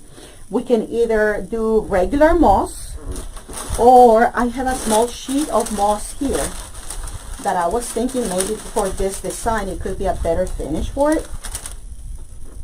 Now this one is very old. I've had it like for a long time. Okay, and I like it because since I'm not putting anything else on, well, floral, since I'm not placing any other florals on here, I think that this kind of moss would be pretty because it's gonna look like a natural finish on here, right? And I'm not gonna cover the moss, so the moss is actually going to be seen, it's gonna be part of the design. So what I'm gonna do is I'm gonna use the one that comes in sheets. Okay, now you gotta be kind of like, be picky with these mosses, because this moss tends to be a little bit pricier because it's part of the design. It's not so much like the Spanish moss that you cover. That one normally you cover, I mean obviously it can be seen, it's pretty too, but that one is more like to cover up things. Now this one is also covered, but is part of the design because you get to see it and see the texture of it, how cute it is. This is kind of like natural, but it's moss obviously that has been dried and so forth, but you can really see how cute it is. So this is a good choice for this design because it's gonna look very natural. So what I'm gonna do is I'm gonna come here and I'm gonna glue this thing. Okay, so I'm gonna come back and I'm gonna glue it. Now once again, it does not need to be even. Okay, so and it does not need to be perfect either, but I just do need to know, I mean, to make sure that this is sticking in place right. So I'm gonna come here and I'm gonna start gluing this to my fence.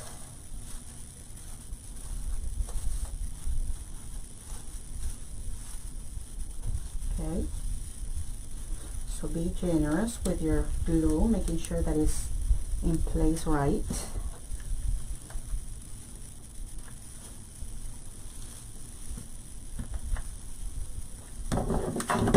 Oops.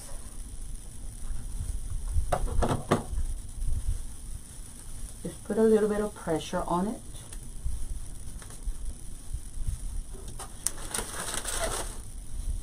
And see how it's covering everything, but it looks so natural. See? So it does look like a flower bed, doesn't it? I'll make sure that I put more up here and here. Okay, now I'm gonna get this other piece right here.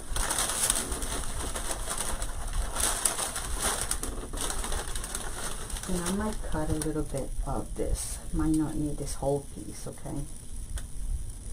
So I think I'm gonna come here and I'm gonna cut carefully, pull on this, just very carefully, because I really don't need like a lot of it.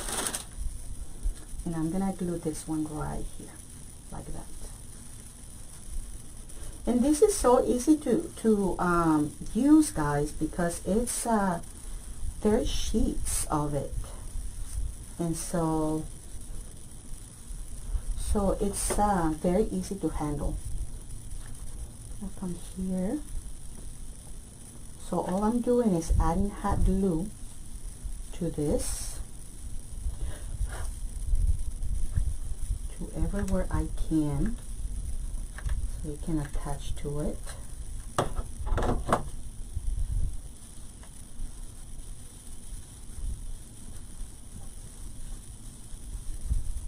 Making sure that I'm pressing hard.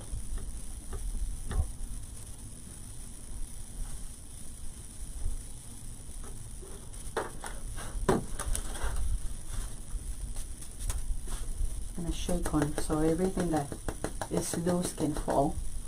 I might have to clean this. And so there you have it, okay? So now we have all our staples and our glue and everything else covered in here. Now I'm gonna come back and I'm gonna do a couple of things. I want to add perhaps some other random greenery in here, just not much, just little stuff. And in addition to that, I'm going to, I think I'm gonna use some flower picks, some floral picks, and let me see if I can find them. I had my big bag in here, and I think I don't know what I did with it. If not, I'm just going to have to do it later.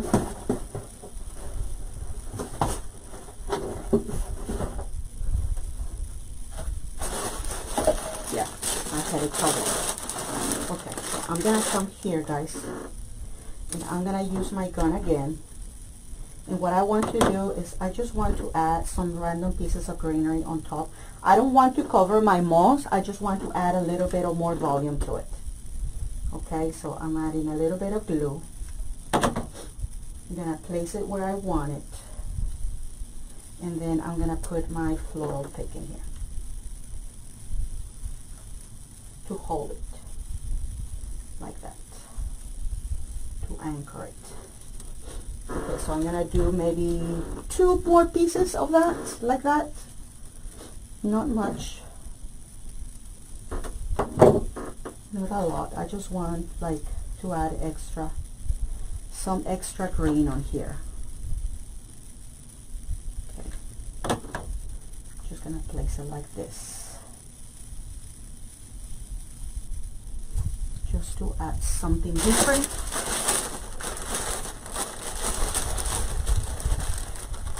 And I might even have to cut these so they don't go all the way on the back.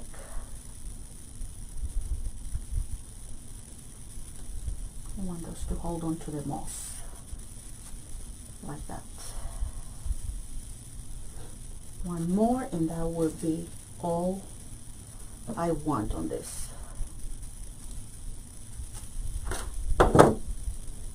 Come here. So I'm gonna add some glue on here so it can stick to the moss. And then I'll secure it with the pick again, like right there.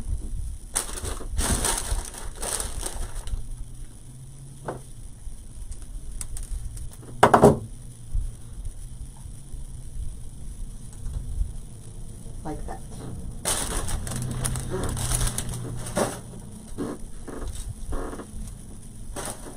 On my squeaky floors.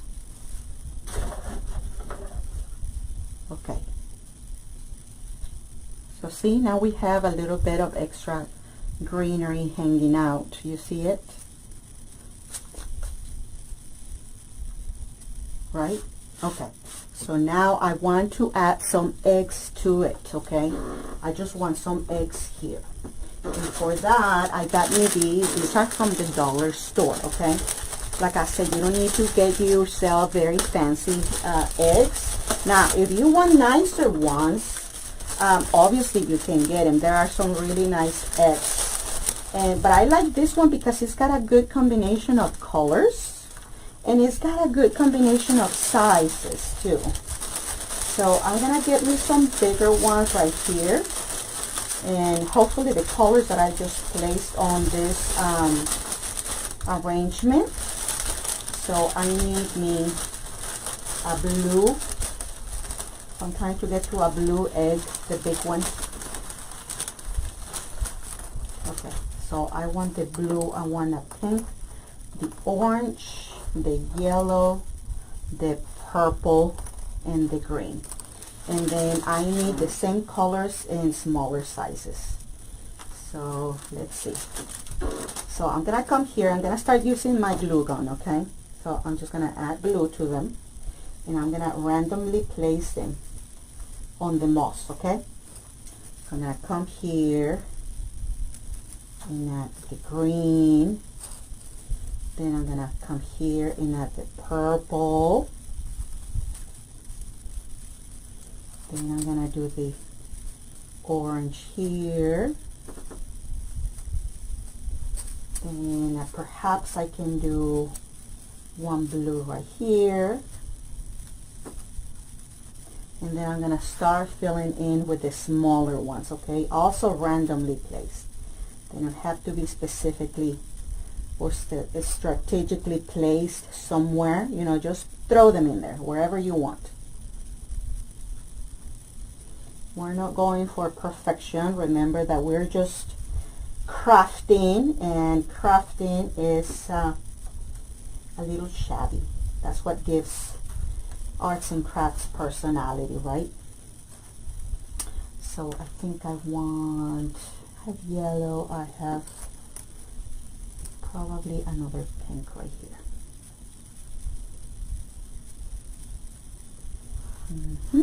Then I can do another yellow here,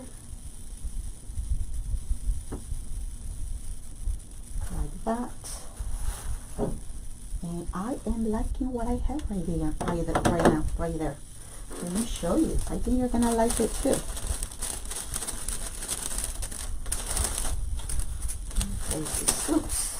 Okay.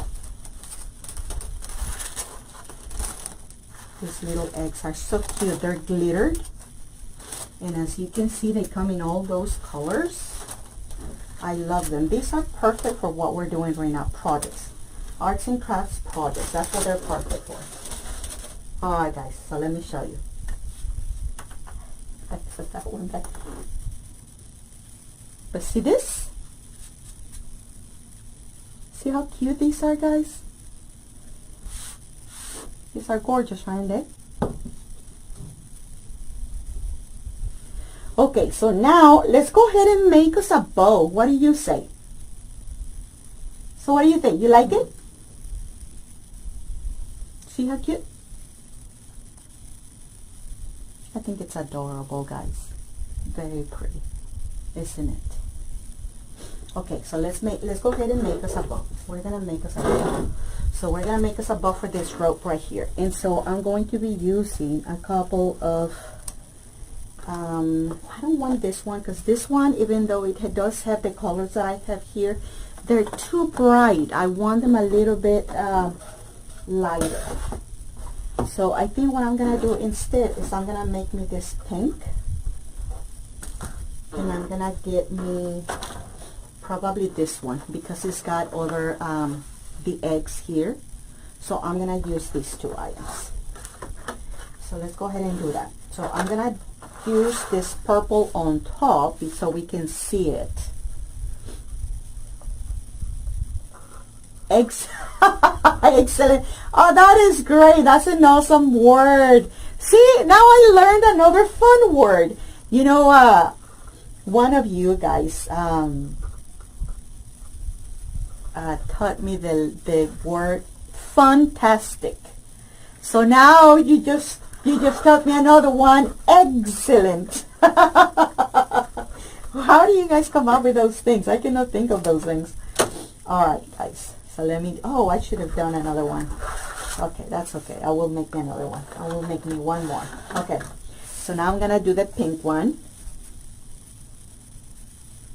You like it, Lenore? I think it's cute, isn't it? I think it is very cute. I do like it too, guys. It's something cute, something different, just to get out of the ordinary. So that way we just, you know, get creative in a different way. I'm gonna make me one more of this. And then I'm gonna make me one more of the pink. So that way we are alternating and we're getting all these, we're creating all these tails at the same time too. Okay, so one more of the pink.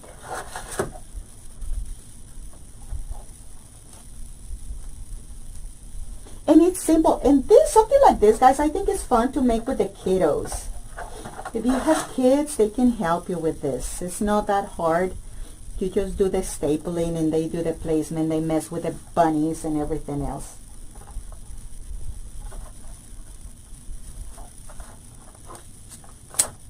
So it's definitely a cute project to do. Okay. Get this out of the way. Okay, so I am going to finish my bow. You're gonna start, this little bow is gonna turn out really full. Watch. You watch, you watch.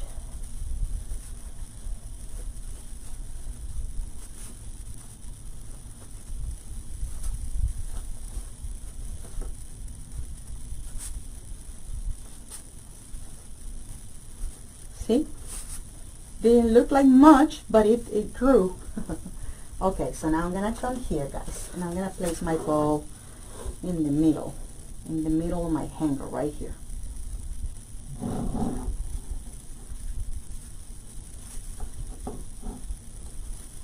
The middle of my hanger. Ah, where's the other one? Hold on, oh, right here. Duh. I'm struggling with finding the other end of the pipe cleaner. Okay, give me a second, guys. My little hands are getting all tangled in there. My fingers. Okay, I'm gonna trim the excess of the pipe cleaner. And I'm just gonna wrap it around the rope. And I'm gonna do my tails. Okay, so let me cut the tails. I'm gonna dovetail them for a better look. And I'm gonna show you in a second.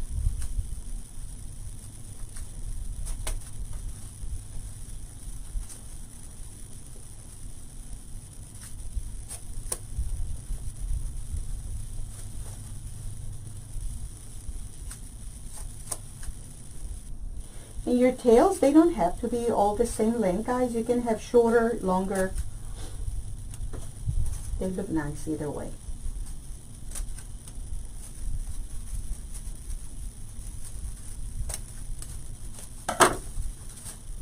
Okay, so look at how pretty this looks.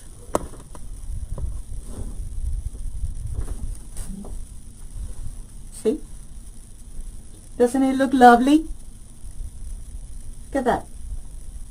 So that's how it's going to hang on your door.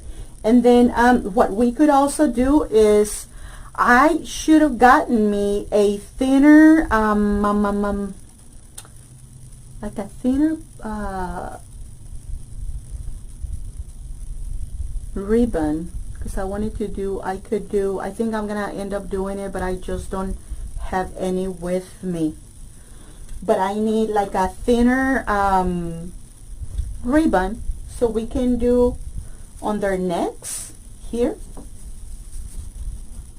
and then we can just make the bunnies look nicer. But I don't have anything. Oh yeah, I do.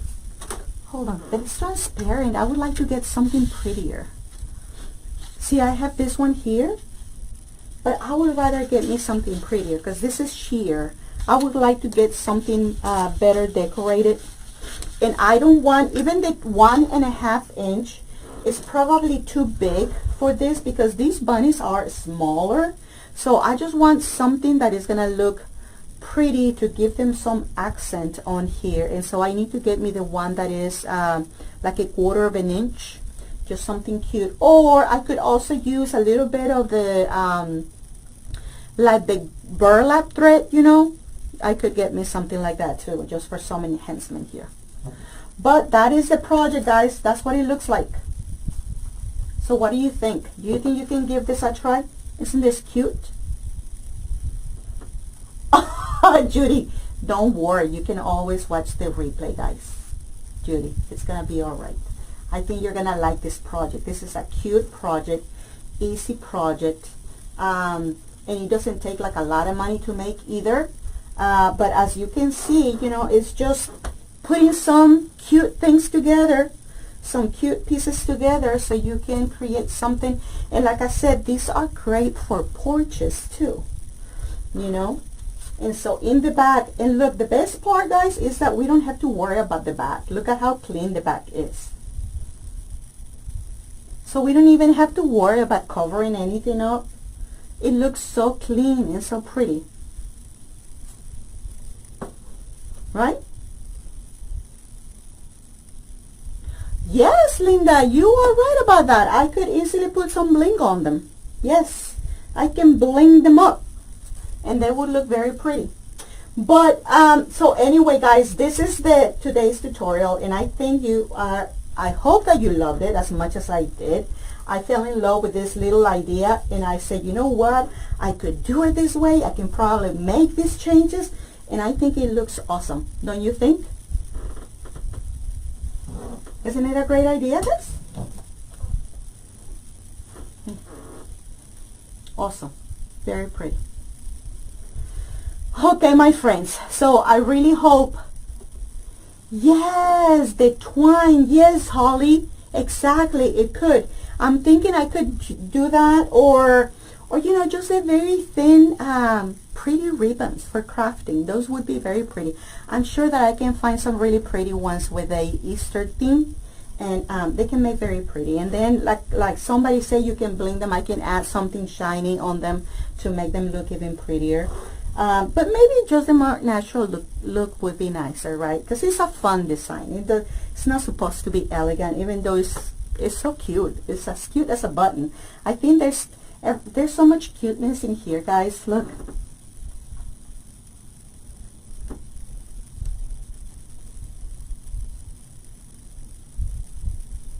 Okay, Teresa, no worries. You can watch it.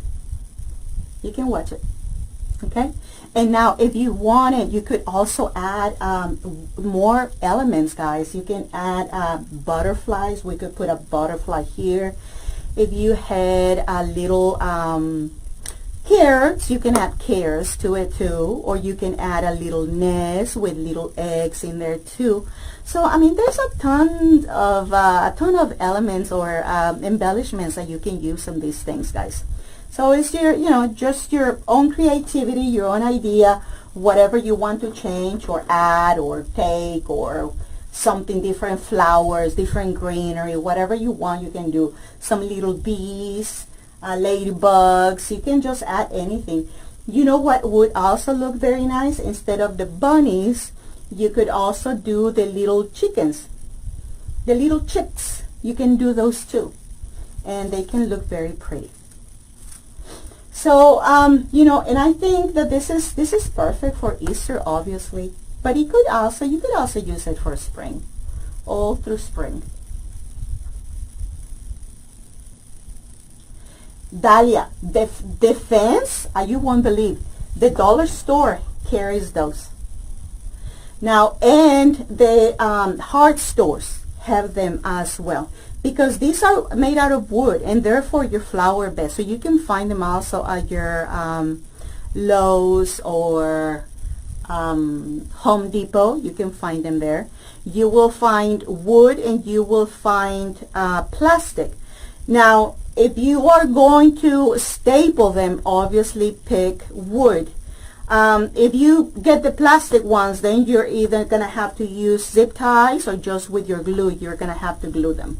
Okay, so I chose the wood because I was having in my mind, yeah, I need to staple them. because I didn't want to use foam. I think that the foam would have ended up having to add a lot more, and I just wanted to make it simple but pretty, and I think this came out really nice. So I think it worked out. What I had in mind, it worked out perfectly okay. So tomorrow I'm gonna go ahead and hopefully we'll get home early enough to still have some good sunlight and take a nice picture and post it. Alrighty, and so you can see the pretty picture on how it turned out. I think I'm very happy with it. I think it came out awesome. Okay, friends. So I really hope that you have a great time. And guys, help me out. If you can share my video, I would very much appreciate it. Also, I remind you, if you want to join our group, it's Levrith Design and Create. And we make all sorts of beautiful florals in there, so you're more than welcome to join us, okay? You're gonna find a link on a pinned post that talks about the group, and it's got a link there where you can go join, okay? Remember that everything that I also make here on my live sessions is for sale. So this item, I'm gonna decide if it goes on my door, if I sell it. But you know, it's either way I'm okay with, and it's a beautiful item, okay? Like I said, great for your door, for your porch, or even for the inside of your home, for your kids' bedrooms.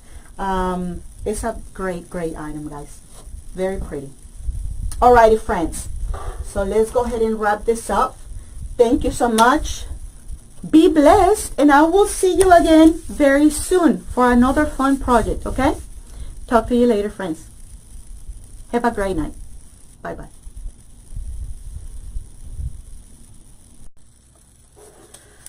Hi, guys. Welcome. Good evening, everybody. Hey, friends. Luz Evans here with Levrith. Today, we're going to finish what we started yesterday. This is going to be a quick video, guys. And this will complete our 5 days straight of live videos. And today, we're going to be cutting our soap. Remember the soap we made yesterday? That we had a great time yesterday creating these 2 beautiful loads of, or batches of soap. Hey, Ginger, how are you, honey? So I wanted to finish this, guys. I wanted to do this video before I move on with what I am doing after this, okay? Hey, Wendy, how are you? So let me show you guys. I wanted to show you this because you saw the different colors that it had yesterday, right? Well, now look at how different they look. You remember one of them, the one with the honey and the oatmeal being a little bit yellowish? Well, look, it also came out to be like a very nice beige color. And then this is the one with the goat's milk powder. Oh, I know, Bunny, huh? So this is the patchouli one. And it smells so delicious. Guys, I want you to notice something, because if you at some point decide to try making soap, I don't want you to freak out whenever you see this. Oh, that's awesome, Ginger. Okay, so some of them, like this one particularly, is still a little soft, but I think we'll be okay with cutting it. So I want you to look at something, because you're gonna see this is the one with the patchouli, and this happens sometimes depending on the ingredients you add to your soap. You're gonna see 24 hours later, or a little bit after it has already gelled and is ready to cut, you're gonna see some whiteness on top of your soap. You see that? What that is, almost like powdery, right? So that is known as ashing, okay? They call it that because it looks like it's got some ash on top. So if that happens to you guys, don't think that that is bad or that you need to toss it out. That is not normal. This is very normal on handmade soap, okay? It happens based on heat, and it based also on ingredients that you can add. Now, some experts in soap making say that some of the things that you can do to prevent it is you can spray it. Once you finish pouring your soap, just like I did yesterday, you can prevent ashing by spraying some alcohol on top of it. And that is supposed to help prevent the ashing on your soap. But this is perfectly fine. There's nothing wrong with that. Some people that don't like to have that on top of their soaps, they end up cutting that top a little bit. And I'll show you an example on how you can do that, okay? See, now I want you to notice the difference, because this one, this is the one that has the oatmeal and the, this is the oatmeal and the honey soap. This one did not have ashing. You see the difference? So sometimes different things can cause ashing, but that's a way that you can try to minimize it or prevent it by spraying alcohol on top of it once you finish pouring it. Thank you, Terry. Thank you so much, honey. I had a great time at work, guys. They took me out for lunch, and it was awesome. My boss came to say, well, we would like to treat you for lunch. And I said, well, that would be very sweet. And so they took me out for lunch. So let me go ahead and let's go ahead and take this out. Now remember that these molds, guys, are silicone, made out of silicone. Plastic, well, it's not plastic. It's not considered plastic, is it? Silicone. So see, they come out very nicely. You just start separating it from your mold. And at the same time that you are separating it, you start pushing from the bottom up. Okay, and little by little, your soap is going to start getting out of it. See? It's easy to take out. So now I'm going to turn it upside down and I'm going to pull it out, okay? So that's my soap right there. Now I want you to see, thank you, Dolly. See how it's got some speckles there? That is the oatmeal. And when we cut it, you're going to start seeing more, because this is the one that has the honey and the oatmeal. But see how pretty color it's got? It's got like an oatmeal color, or like an almond color. Yes, you can do that too, Ginger. Oh, it smells so good. Thank you, Terry. This almost has no scent, but it has a very subtle scent. So I am going to start cutting it, this. Okay, now this one, remember my cutter that I used to cut my my foam with? Okay, this is my cutter. I already cleaned it, okay? And so I'm going to use it to cut my soap. So you can find this one, cut this as a soap for cut your soap with, or you can also get this one. Hey, Lifa, thank you, honey. Thank you so much. You see this one has like some dents in here, like some ribs on it. You can, when you cut your soap with this cutter, your soap will get that shape, and we can cut probably a couple of them so you can see the difference. Now, some soap makers, they also have special cutters. They're very fancy. They come long. They're made out with wood and some wires. And so they place their bar on it, and they bring down the wire, the handle, and it cuts your entire loaf of soap very nicely. But I didn't get me one because, you know, this was just a hobby of mine. So I did not invest the money on those cutters because they can get pricey. So I just use it manually with these blades. Now you can also use, some other people like to use, hey Frankie, thank you, honey, thank you so much, like to use cheese cutters. See, because it comes with a wire, and you can put your loaf of soap here, and you can cut it with this wire here. So you can do that. Mine, I broke it a while back, and you know, it's still useful because this part is what I use. So you can cut your soap with that. So I think today we're just gonna stick with the blades. Okay, so that's what we're gonna do. So I'm gonna go ahead and just double check it, clean it. So this is ready to go, and this one too. Both of them are clean already.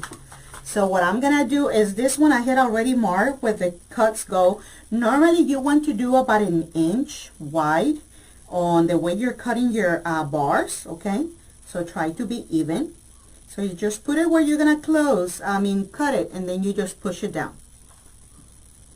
Okay, and then you separate it.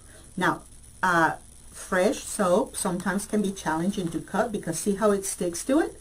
Because remember, this is still fresh. This is fresh soap. But see, look at how it looks. That's the inside of your soap. And that would be the part that was on the mold.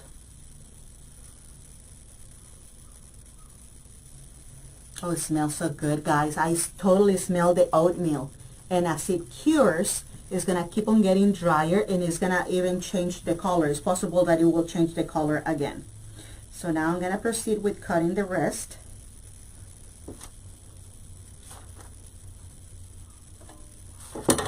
See how pretty?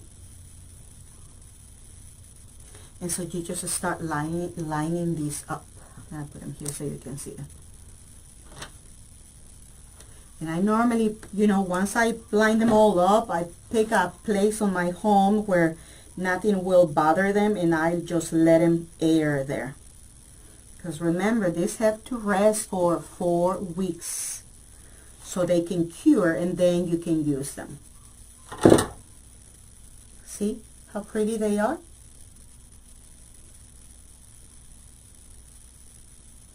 Yes, Callie, it does last very well. So 20 bars of soap must be at least, oh God, I would say a bar of soap will last you maybe 3 to 4 weeks. Because remember, this is natural. It does not have preservatives.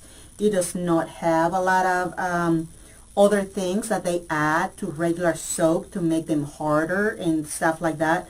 So they tend to go a little bit faster than your regular store soaps, because these don't have any additives, guys, or nothing synthetic or nothing artificial or anything like that. So you need to keep that in mind when you are making your soap. So that's why they're not gonna last as long as the ones that are very hard from the store, same amount of time. But guys, this is a nice treat to your skin. You don't compare these to the ones at the store, my friends. This is good stuff right here. And as they cure, they're also going to get harder. But see how pretty? See?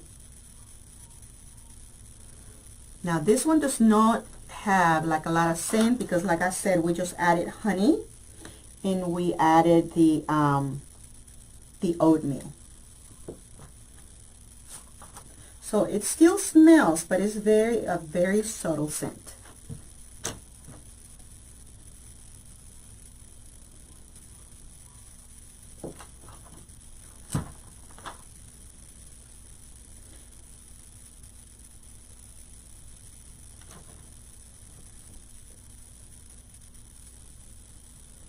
I'm gonna make 2 bars out of this one. 1, 2, 3, 4, 5, 6, 7, 8. Yeah, 2 out of this. These are big ones.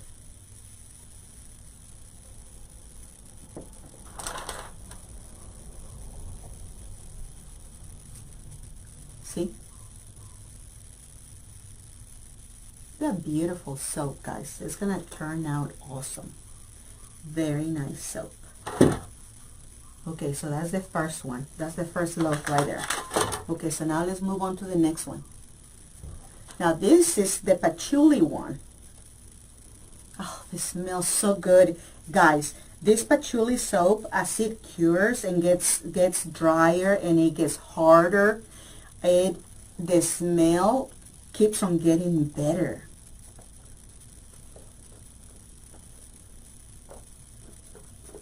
And see how easy these molds are to handle, to use. Hi Joanne, how are you? Now this one, you see how it's a little bit darker? This is the one with the the goat's milk. Oh, this is the patchouli one. Hey, how are you, Mary? Oh, I'm doing great, guys. I'm doing great. Okay, so I'm gonna go ahead and cut this one, and I'm gonna use this other cutter, okay? Because I want to see you. I want you to see how how it shows. I'm gonna cut a tiny little piece just so I can get the shape out of it. And I'm gonna cut me a regular.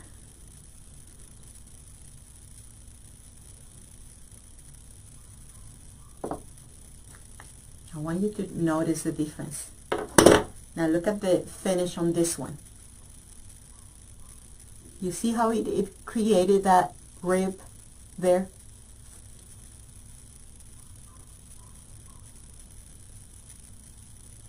Patchouli it's a plant. Patchouli is a plant. And normally they take the leaves of the plant and they do put it through a distillation process to extract the nutrients of the plant or the benefits of the plant. When they do the distillation process, the separation of the water and the constituents of that plant or those leaves, that's what turns into the essential oil through the distillation process. And so they create patchouli essential oil from the patchouli plant. Now, this is going to be awesome, guys. I wish you could smell it. I wish you could smell how delicious this smells.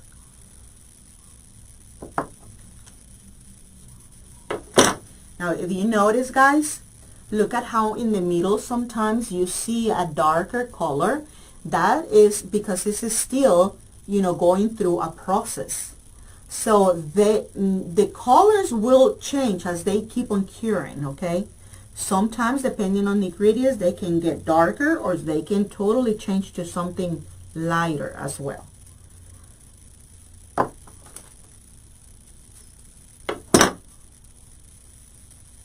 No, I'm going to, Debbie, I'm gonna give you the full recipe. Or maybe I should give you one that is more generic and you don't need that many ingredients, so you can try it.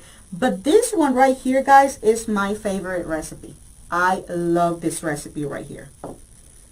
I'm telling you guys, I told you yesterday and I'm going to tell you again, you don't need lotion. You don't even need to put on lotion after you use these bars right here. Your skin ends up being so soft, and I'm not lying. You can tell the difference on your skin. I know I can on mine. You know, my elbows get so dry, and that was part of the reason on why I've been thinking I need to make soap. I need to make soap because I keep on getting drier and drier. And so when I start using my soap on a regular basis, just every day, every time I shower, my skin loves it. I notice it immediately. My skin gets so soft. Debbie, when they dry, I'm going to tell you guys, I'm going to show you once I have it all ready to go. And if you want to try it, you tell me. And I'm going to make more. I think I'm going to make more with other ingredients. I'm going to make me one with to exfoliate. So you can try them too. You can add peppermint leaves to these too, guys. And do a peppermint scent on them. That is another favorite of mine as well. Now for people, if you guys like to hunt, you can make them a cedar wood or a cedar soap scented with cedar wood essential oil, and that works great for hunters.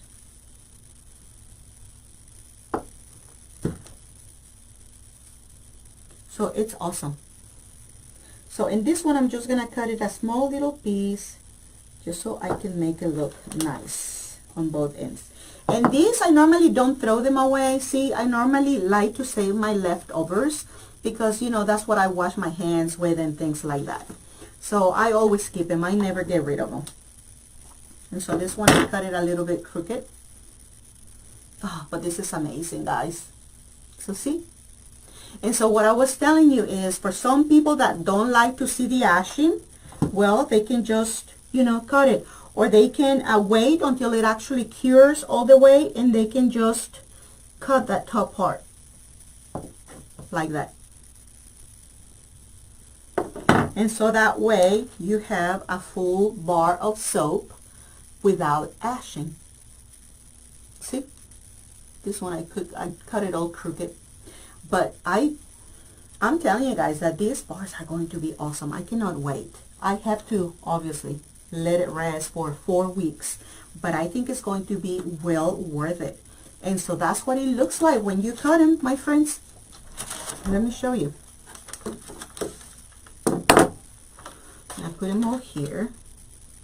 And then all you have to do is like every 3-4 days, or maybe once a week, you can just come and turn them around, flip them, you know, just turn them around so they can keep on airing and drying out, and let them go. Yes, it is, Barbara. Yes, it is. But this is so good, guys. I cannot tell you enough about these soaps, my friends.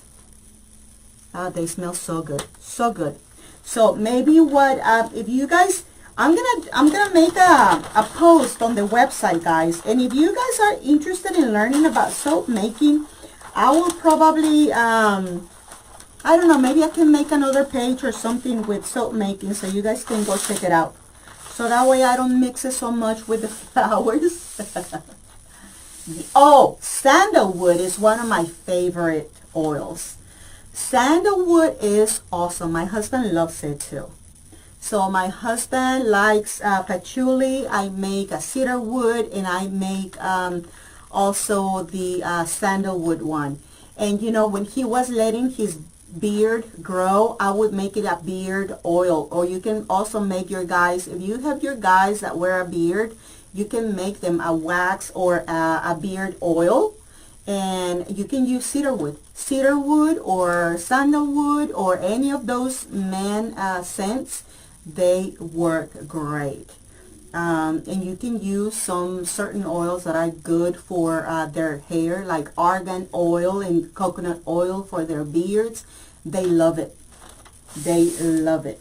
And you can create balms for their aftershave and things like that. You know, if your guy suffers from razor burns, you know, the razor blades and everything as they shave, you can make them a balm with some cedarwood, some lavender, or even sandalwood for aftershave, and they love that stuff. Their skin is so clean, they get rid of all that stuff, especially if you use some lavender on it. It's amazing. It's really good. Verbena is good too. So many wonderful things, guys. So there's definitely a lot to learn on these things. So maybe that's what I'm gonna do. If you guys are interested in learning more about these things, maybe we can I can teach you some of that stuff every once in a while, whenever I can, guys. All right.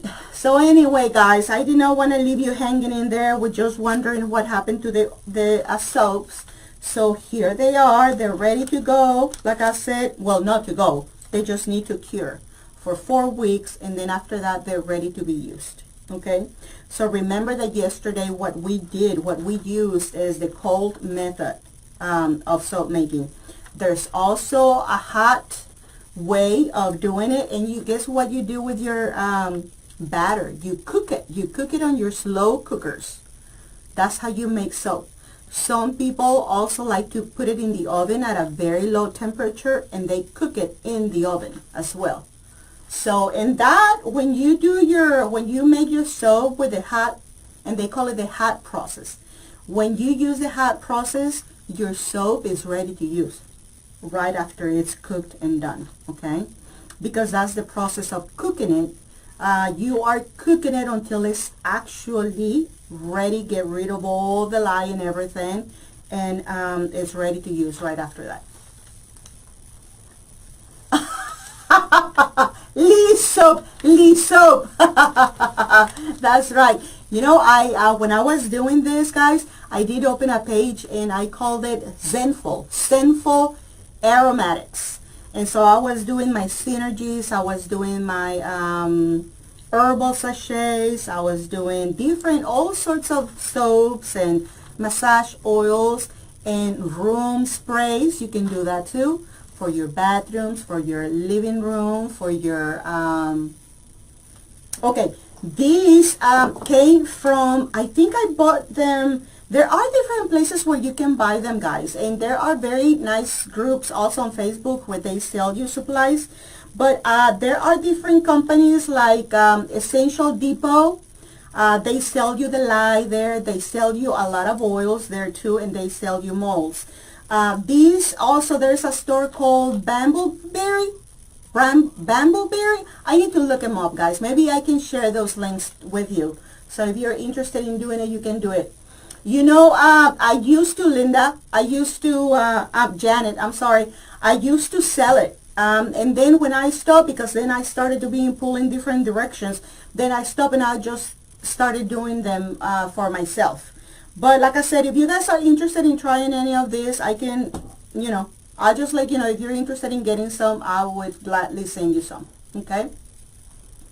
But maybe, you know, it's a good idea to get somebody else's opinion too, to try it and see what you think. Guys, this is also supposed to be good for if you have a very dry skin, eczema or things like that. This can help you a lot with it. That's why I normally like to do 2 types and with 2 different types of ingredients. And both of them are emollients, so they are very good nurturing your skin.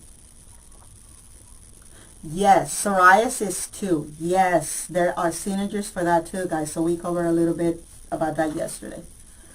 Okay, my friends.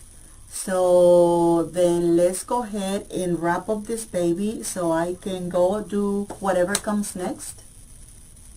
Okay, Callie, so then I can let you know, honey, so you can try it and let me know. And maybe I can even design something else.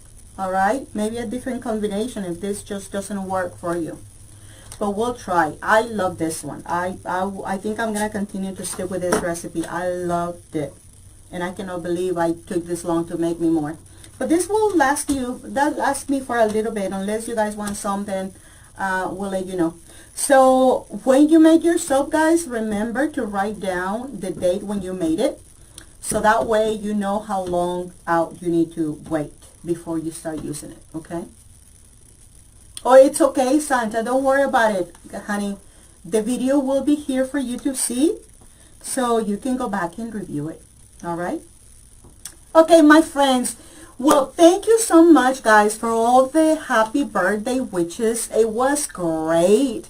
I was so overwhelmed, guys, by so many messages, so many posts that I received wishing me a happy birthday.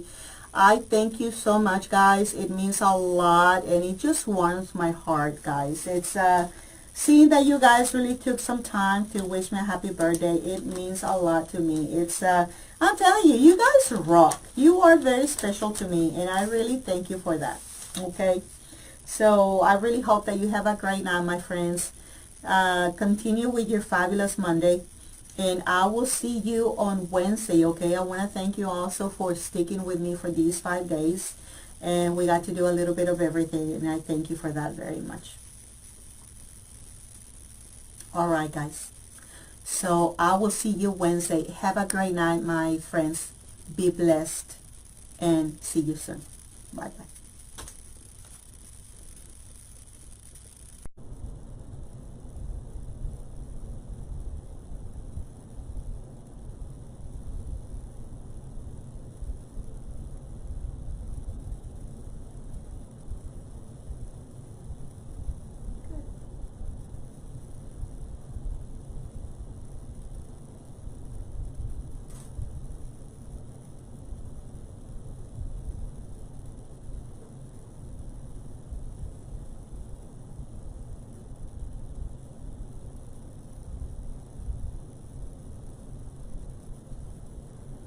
Hey, Michelle. How are you, buddy? Hey, Ginger. Hey, Miss Charlene. Miss Susie, how are you? Long time no see. Hi, Linda. Hey, Frankie. Miss Stephanie, how are you? It's nice to see you, Stephanie. Congratulations on your grandbaby again. Hey, good evening, guys. So tonight is gonna be a different night because guess what? We're gonna be crafting. And for that, I normally wear my glasses because otherwise we're not gonna end up with something that we are intending to create. So I'm gonna put this on and we're gonna start crafting. Alrighty. Hey, Betty, how are you? Okay, Mary, Joanne, Judy, Miss Mary Ritchie. Hi, Mary. How are you doing, Mary? I hope that you're feeling better. Ernestine, Karen, Judy Tanner, Bonnie, Jean, Lucy. Okay, guys. Hey, Linda. Hey, Callie. Alrighty, guys. So let's roll. Okay. So let's go ahead and let me show you what we're gonna do. Now, sadly, I don't have a sample of what.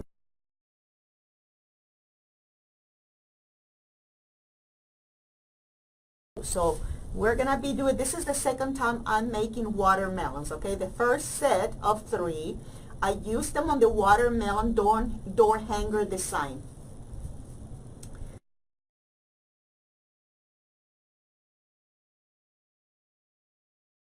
So we can create together here from the comfort of your bed or your chair. So, okay.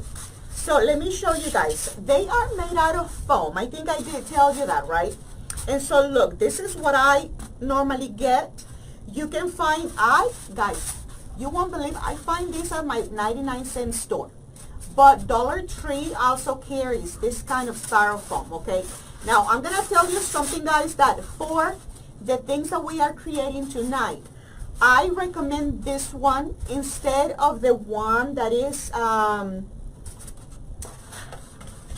instead of the other one, the one that has kind of like spongy look, like a hard core, like this one. Let me show you. Like the kind of foam you use to make the popsicles and stuff like that. That one I don't recommend so much for this, and I'll show you why, okay? And the reason is because, you know, you can see the texture of the foam, even though you paint it and all that, you can still see the texture. And remember that we're not covering it up, we're just painting it. So you know the white pieces of foam that are like this texture, but they're white? Don't use that. Look for this other type, okay? Now, if we were to embellish them, then yes, that foam would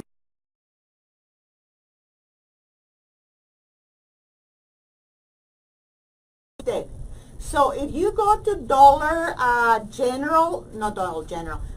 Tree, you're gonna find this foam, but it comes like in rectangles rather than squares. My 99-cent store has both, has this one and has the rectangle one. But I got me this one because I can get more out of this one that I do on the other one, okay? But either piece will work. So I have not even removed the tag, so I'm gonna remove it.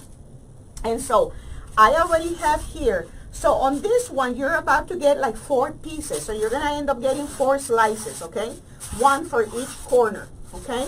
So use this one is better because if you notice, it's a little bit smoother. And we can also get it a little bit even better with sanding. And I'll show you how we're going to be doing that, okay? So let's go ahead and do this. So let me show you. Guys, this one I kept because this is the first time that I use.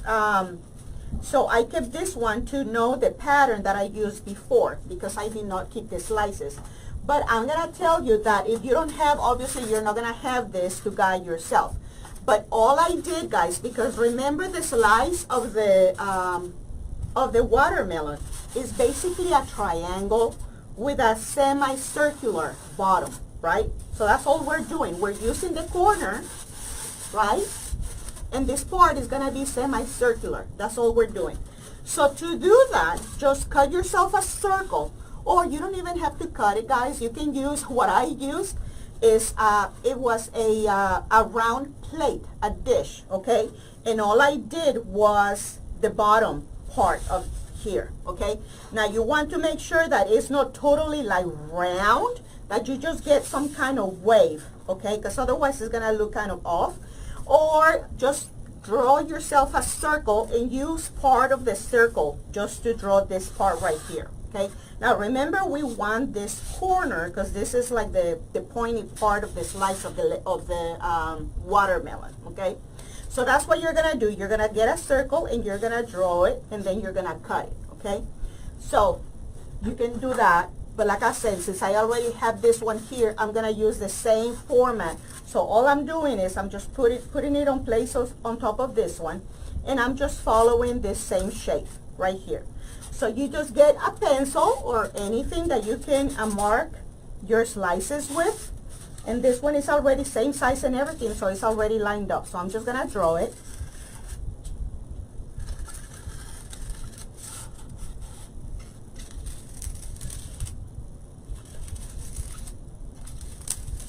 And if you don't want to write, guys, if you don't want to use actually ink or a pencil or anything, just get something pointy, like a skewer or something that you just draw it like that. It's going to draw, it's gonna draw like a dent on your phone, and that is fine, okay? And you're not even using any ink. You're just going here and you are marking it where you're going to be cutting. Okay, so you see that? Now the bad part on this, or the messy part, is that you can see it comes apart, but that's okay. We're gonna have to cut it.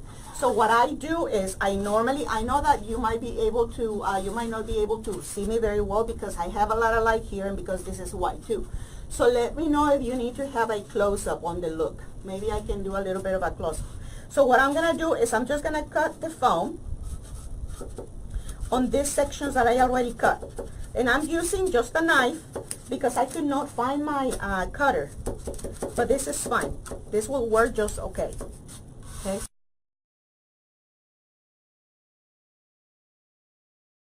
And then you can see, just pull it and you can get the slice. So this is gonna be your first slice. You see that? Okay. So I'm gonna go and cut this one too.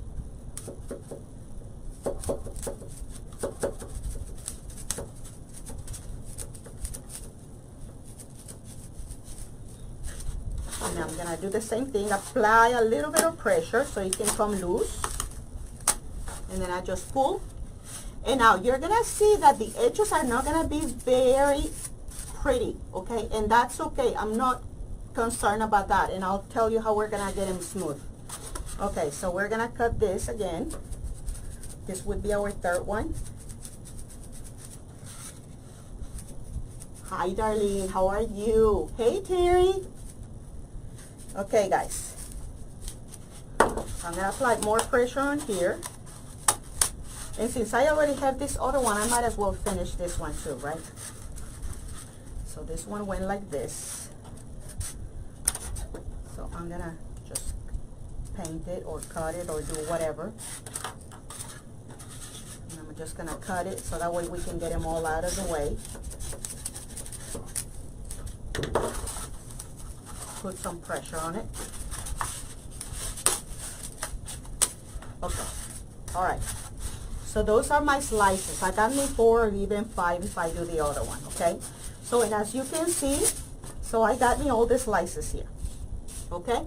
So now, one thing is, guys, you're gonna need the finest kind of sanding paper you can find. So you can get yourself a block like this because they are nicer to get a hold of, to handle them, to hold them, okay? So if you get a square, that's probably best, okay? But if you don't get a square, get yourself a sheet of sanding paper, okay? And I want to say that this is, for example, this is a 320, okay? So it's extra fine. With sandpaper, the higher the number, the finer your sanding paper will be, okay? So we want at least something in the 200s and above, okay? So like, for example, like I said, this is 320, and I want to say that this is probably about the same, okay? And so what this is gonna do, look at these, how, let me bring you closer. So look at how the texture, guys. It's not even, and it's very uneven, and some things are very rough, right? So what we're gonna do is we're gonna sand these sections. And since we are sanding it, we're gonna not only going to be smoothing these parts, but we're also going to be shaping these corners, because we don't want them exactly pointy like this. We don't want the corners as sharp. So we're gonna sand them a little bit to smooth them just a little, okay? So all you gotta do is you're gonna run your sanding paper on that, and you're gonna see that you're gonna start losing some of the rough parts. And that's okay, that's what we want. Okay? Now remember, it does not have to be like absolutely perfect, but we just want to get rid of the roughness here, okay? Yes, my friends, if you can do me a favor, if you can like, please don't forget to like and share my video. So that way we can see how many people we can get, even though it's so late right now, guys. But see, you see the difference now? How it's getting smoother? And all of a sudden it's not looking as rough. So that's what we want. So we keep on doing it a little bit. And we're not looking for perfection. We're just looking for more of an even finish, okay? Okay, so now that we have done that, I'm gonna go over the corners, over the edges, and I'm gonna smooth them a little bit so they are not as sharp. I want them to be a little bit smoother. So you just run it on the corner like this. See now how the corner is not as pointy? So see the difference between that corner and this corner. Okay? So I'm gonna come here and I'm gonna make it smoother. So I'm just gonna run my sandpaper. I'm gonna run through it. And I'm gonna keep an eye on the shape, okay? Because I don't wanna make it totally round, but I still don't want it sharp. Okay, you see that corner now? See how it's not very sharp now? Okay, so now this one right here.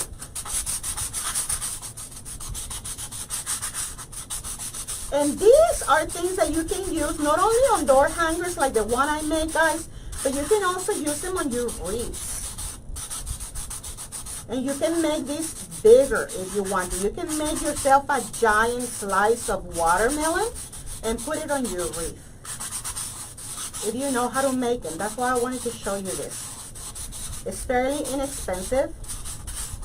And you can totally make this. Okay, you see? So now we have this form. See? So you see the difference between that one and this one, for example. See how this one is a little bit smoother? And if you want to smooth the top, well then you just run your sandpaper through it. And be gentle, because remember this is not a very strong piece of foam.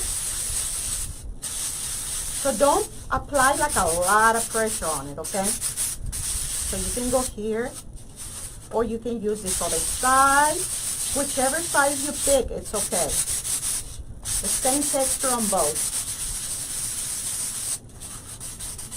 So that way you end up with something bit of a smoother portion, okay? So that's it. So if it's got imperfections, guys, don't worry about them. It's fine.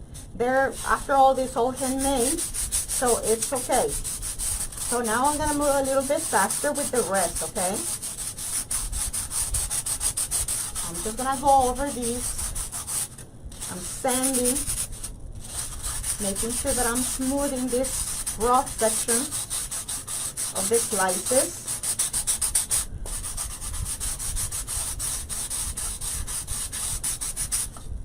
I'm gonna go over the corners.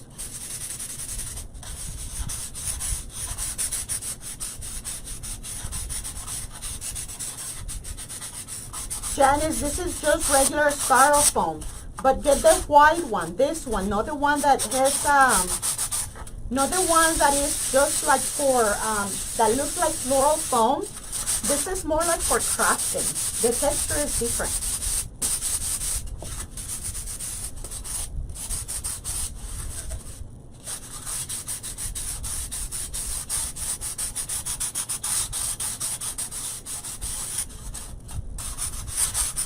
So, that, like I said, this is not,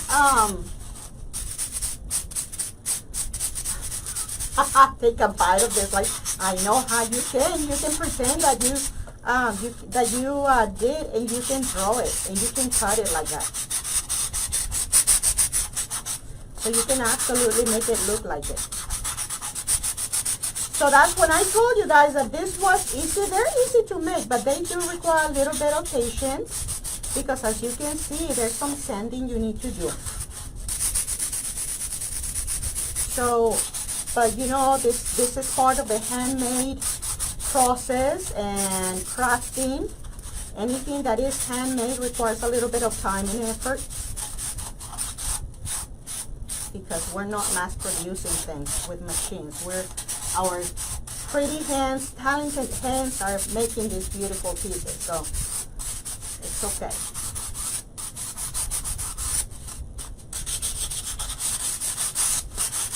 But this is how your items end up being unique too, guys. This is how you do it. Something one of a kind, made by you, that nobody else will have, right?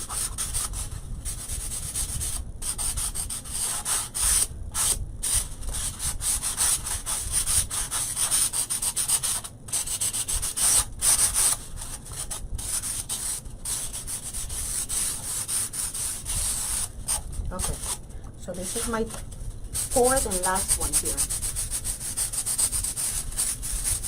Carolyn, no, I did not, dear. Send me a private message and let me know.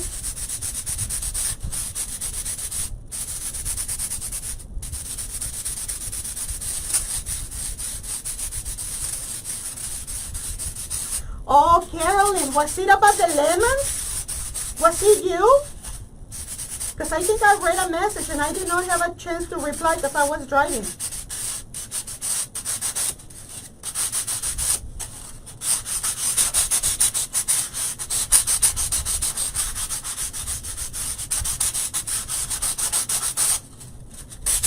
The rest is not that much. This is probably the part that it takes the longest, guys.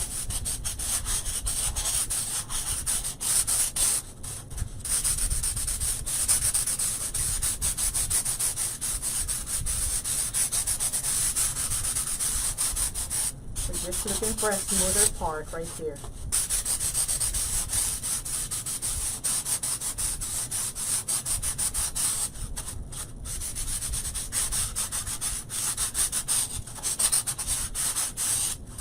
You couldn't, Joanne. Keep on going, Joanne, because they get trucks every week. I want to say that every Wednesday they get a truck there. You want to keep trying. Okay, guys. So here we go. So now we got our sanded slices now. See how pretty they look? I don't think I sanded this top.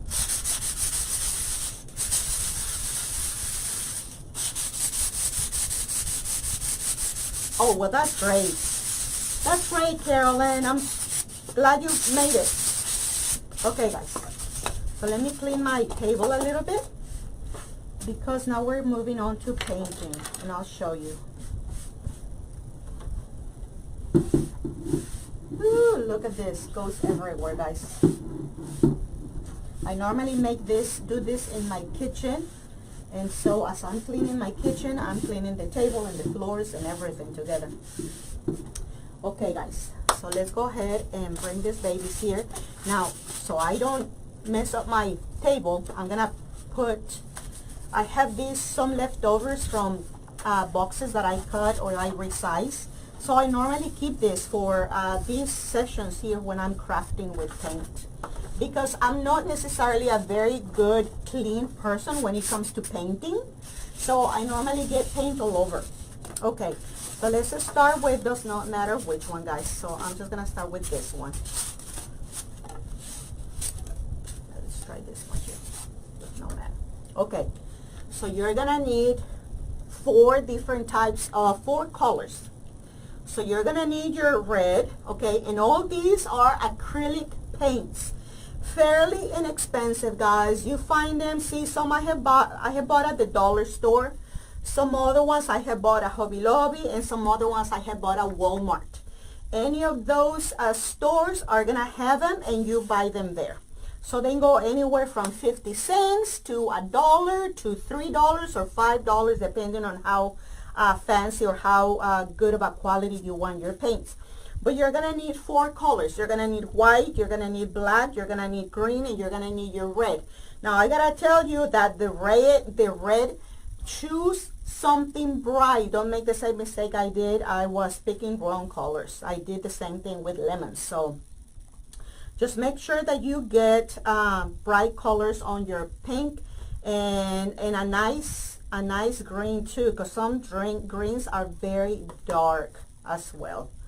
So I'm gonna start with my green first, okay? And look, I got me these, it comes in a set of 3 or 4, also from the dollar store. That's what I use for my paint. So I'm gonna start with the green one first. I'm gonna start with the bottom ones, with the bottom of the melons first. And for that, guys, you're gonna need some brushes. Okay, so I got me here two that I buy me fairly inexpensive. Any craft store will have brushes, so you just pick whatever. You're gonna need one that is an angular one, not very thick, but wide enough.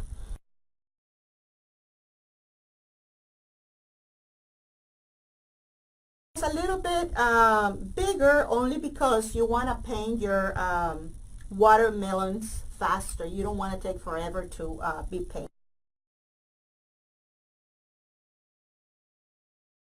You're going to need another that is a little bit smaller, because we need to do the white stripe, and it does not need to be very big. So I normally use something like this, or an angular one, but a little bit smaller. Okay.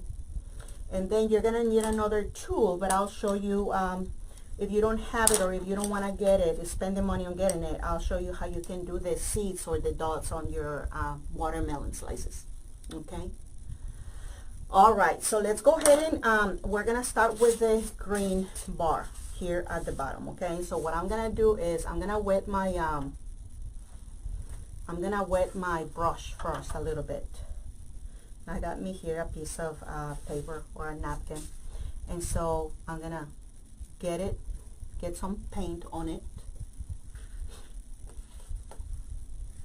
and I'm gonna start here on the very bottom. Okay, and you start right here at the end, and all you're gonna do is you're gonna follow, obviously, the shape of your slice. So you're gonna go all the way around it.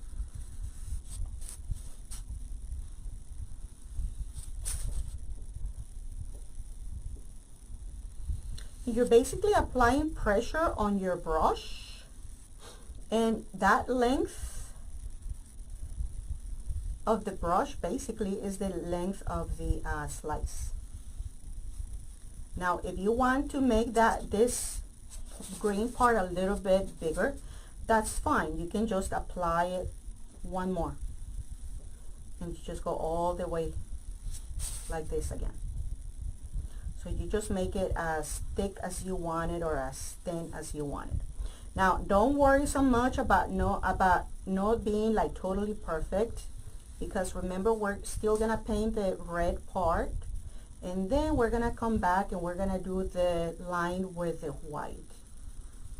Okay, so if you see little imperfections, don't worry so much about it.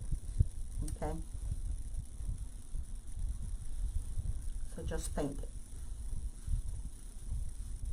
like that. Okay, now I'm gonna come here and I want to paint this part right here.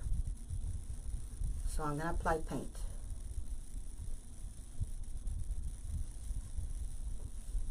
Make sure that you do cover all those little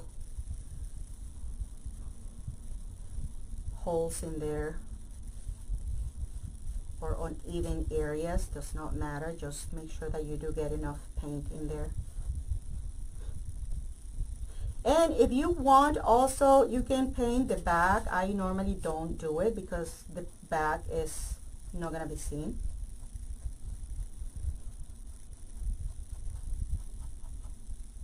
okay? So make sure you are putting enough paint.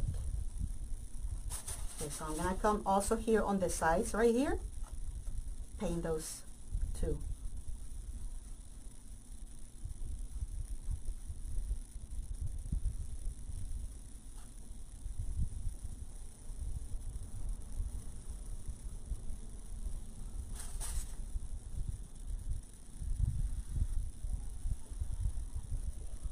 Seen that? Okay, so now I'm gonna come to this side. Now I'm gonna paint that one too.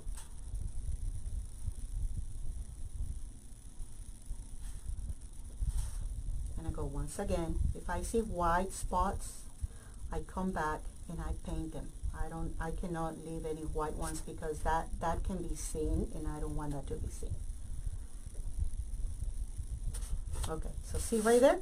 Okay, so now I guess I can do all of them like this. So I'm gonna move on to the next one while this one dries a little bit.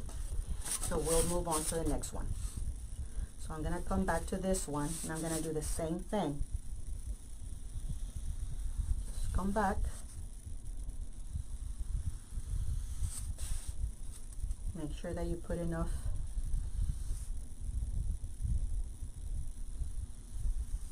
paint on your brush.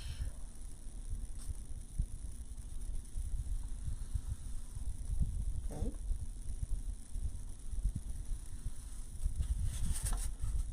Come here.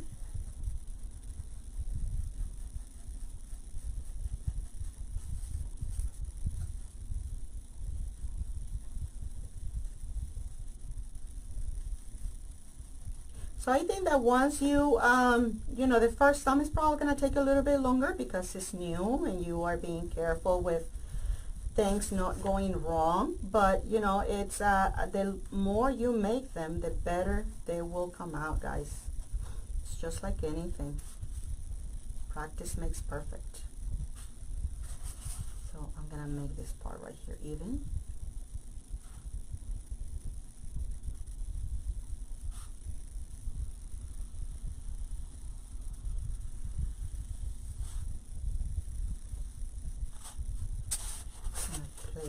Paint this part right here. Make sure that you're following the line on this side, on the outside part of your watermelon, okay? So that way it's all even. I turn it around. I like to look here and see if I'm missing any little sections that look white that I don't want them to be seen white with no color. Okay, all right. So that's the second one. Moving along. So far so good, huh?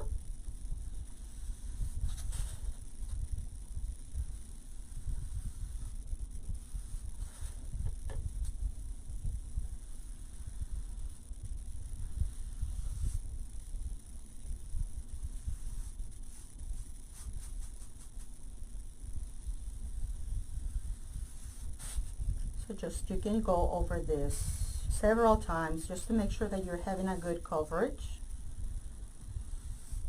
Like I said, if your line is not perfect, don't worry about it because we're going to come back with other colors. We're going to come back with the white and we're going to come back with the red as well. I think I need more green.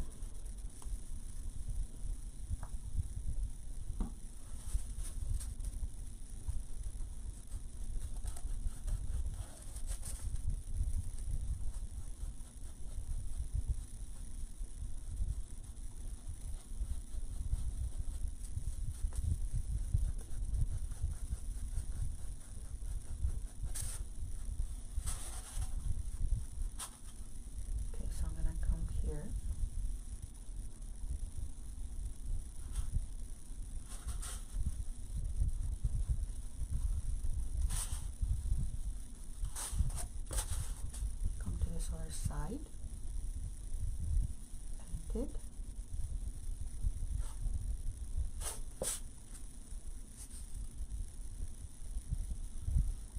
I go through this once again just to kind of make sure that it's well covered. Okay, so now the fourth one and last one for the green part.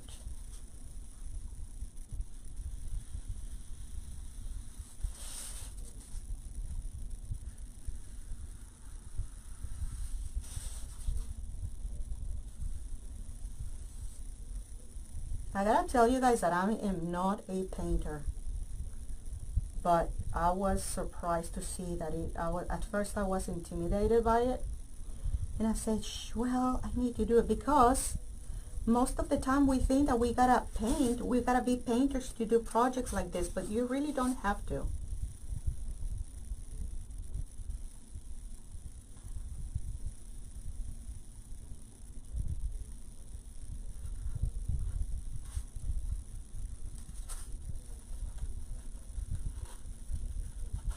Are you seeing me okay, guys?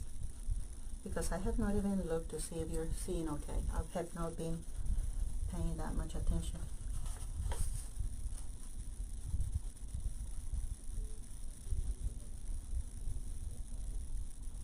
Yes, Denise, I'm painting foam. This is a styrofoam. Okay, so I'm gonna paint this section here.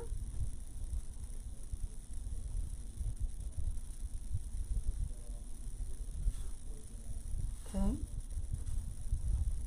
making sure I'm missing any spots.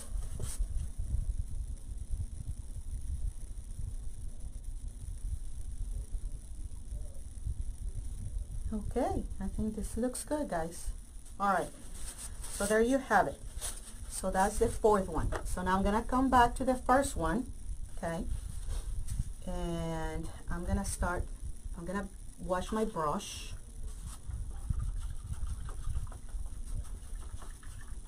And I'm gonna do the red color, okay? Now I want to do the red. And I leave this here. And for the red, I'm gonna use my bigger brush, so that way I can paint it faster. Okay, so now I need to get the red paint.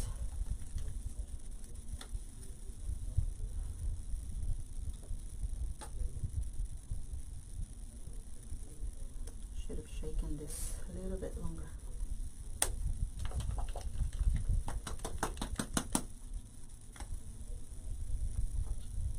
Okay, better. Okay, guys, so I'm gonna start painting my red. See, I told you that I'm not very clean when I'm crafting, guys. All right, so I already got my brush wet. So here, we're gonna start the same thing. We're gonna go just same movement. And we're gonna start here. Now, don't worry about, covering some of the green or anything like that. Don't worry about it. Just try to follow the line the best you can, okay? Because remember, we're gonna do a white one right there. So, and the white one will be on top of both colors, the red and the green. So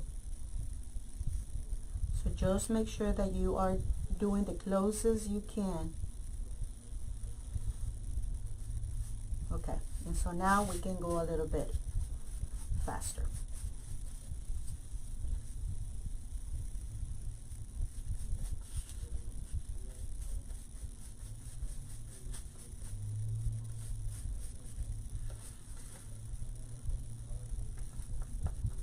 See how pretty this red is? It's like a tomato red. I love it.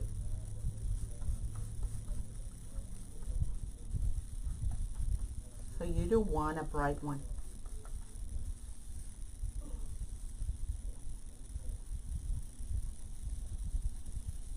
Because otherwise your watermelon is not going to look like a watermelon, guys. I made that mistake.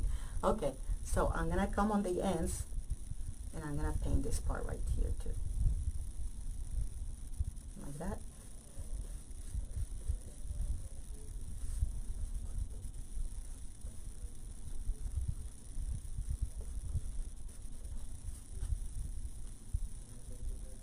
Ooh, I was going to do the green one.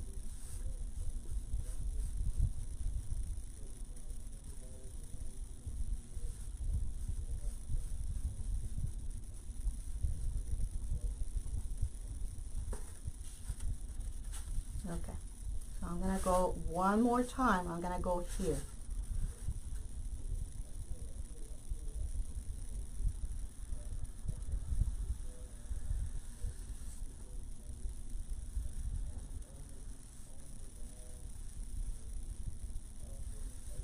Okay, guys. All right, so see how it's looking? All right, so now we're gonna let it dry. We're gonna come back and do the white portion and then the seeds, and that will complete it. Okay, so okay, so then this is the second one.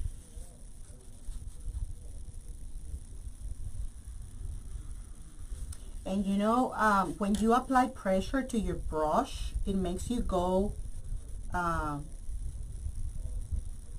be more stable on your hand.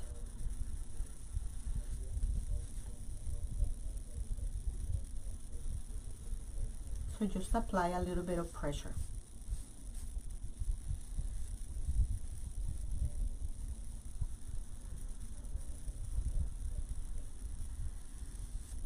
Okay.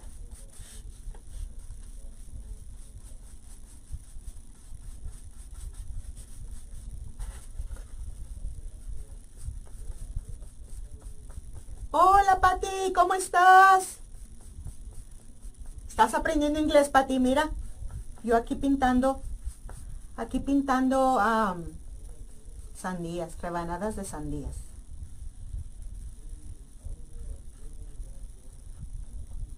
Pati is my crafting friend. I'm learning a lot from her. She is from Colombia, so she does not speak English yet.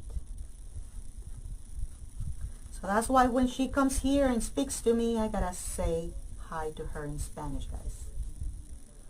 Okay, here. She makes beautiful stuff. By the way, guys, I think we're gonna be making a bunny. Our next crafting session will be a bunny.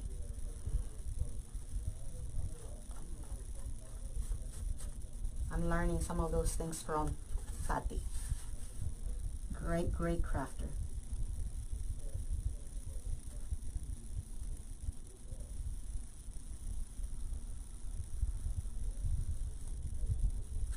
Okay, guys. So you see this? What do you think?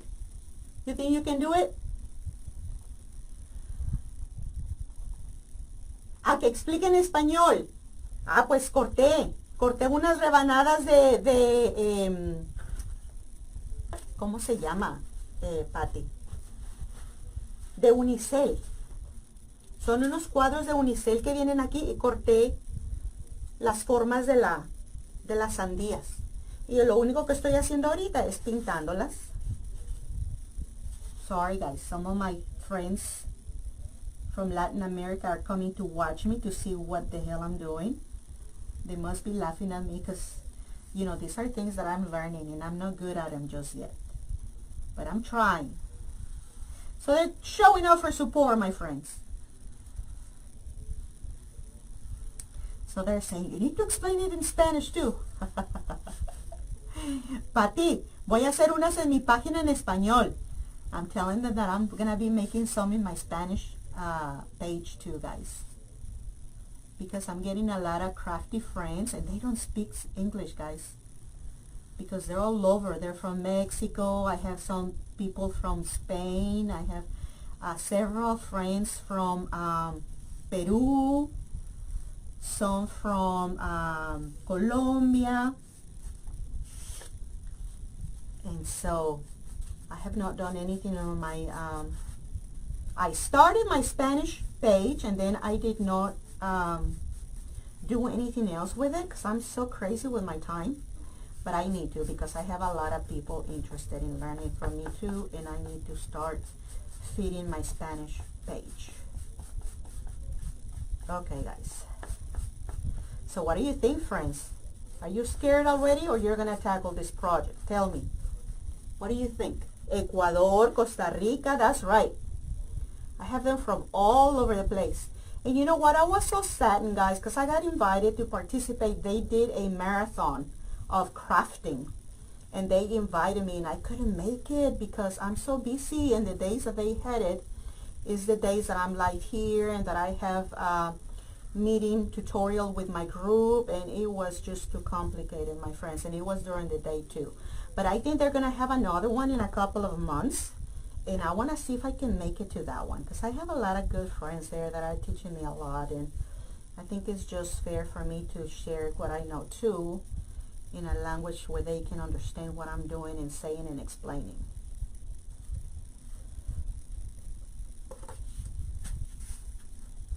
¿Verdad, Pati? Tengo que hacerla en mi español. Because what they're teaching me, guys, is coming to you too. That's the reason I was asking you if you are interested in learning crafts, arts and crafts, because I'm learning a lot. And some of those things are so beautiful, my friends. You have not seen them yet.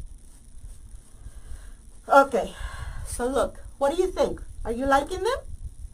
Okay, so let's move on to the last one, guys. Did I paint the sides? Yeah, I sure did. Okay, this is the last one right here. And then we'll move on to the white and the seeds. And those two things we can do at the same time.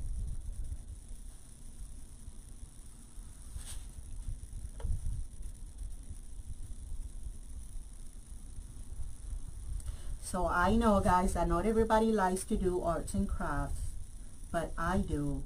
And so I know that some of you do too. So I think this is a good thing that we can share too.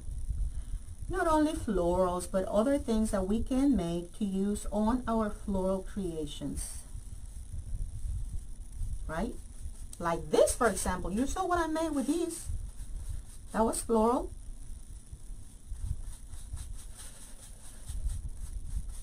So you can have fun creating your own accents, your own accessories, right? Giving your items some uniqueness.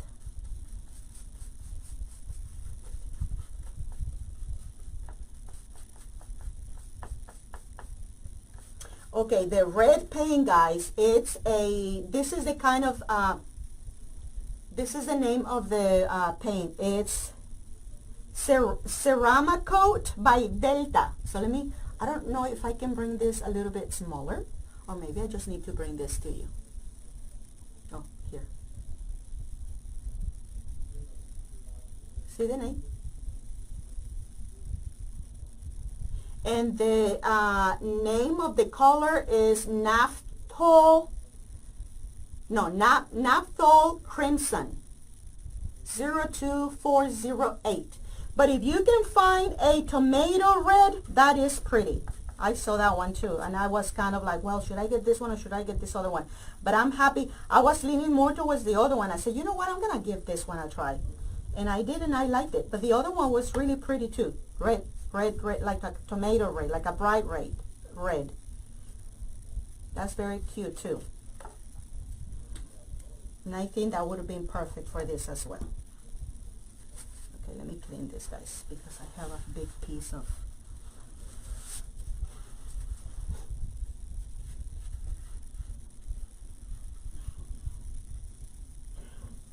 Tu ex-marido, Terry. Oh, wow, Terry, I did not know that. Cali, Colombia. La cumbia, vallenato. I love cumbia from Colombia. That's awesome. Cumbia vallenatas. Salsa, merengue. Guys, can you believe that I did not... Guys, I didn't know... I always enjoy dancing, but I did not know how to dance merengue or salsa. So when I moved to Houston, that's when I learned. I went to take dancing classes at a dance academy here in Houston. And that's where I learned how to dance salsa and merengue. And then a friend of mine, she taught me how to dance bachata. Very nice dance too. I love it.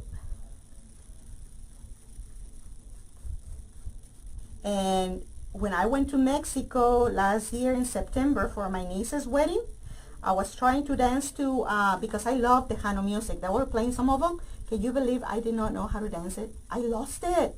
I was like, oh my God, I'm so rusty. But anyway, okay guys, so look, check this out. So we are now done with the red, and I think we got a good finish on it. Okay. So now we have all the 4 slices.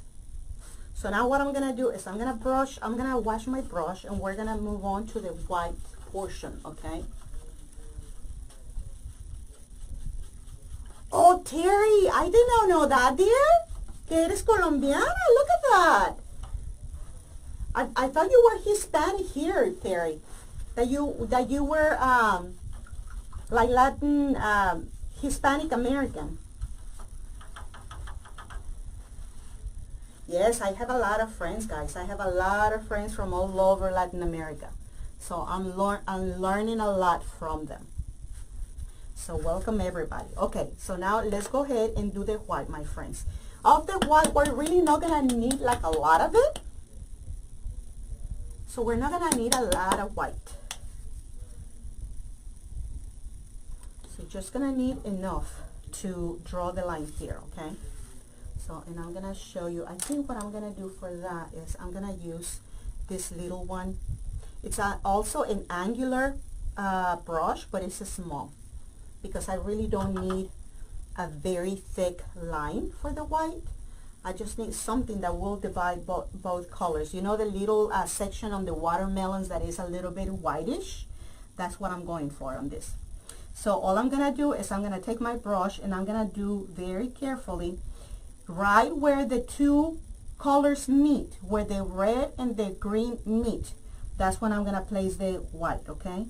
And this is almost dry, so you can support your hand there.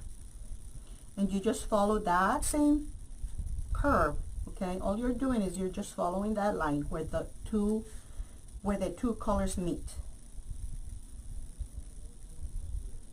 Like that.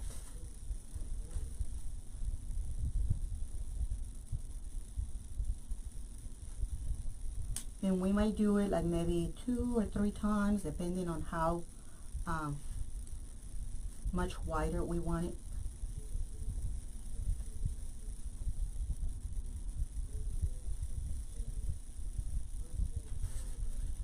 Okay, so I'm gonna go over it once again.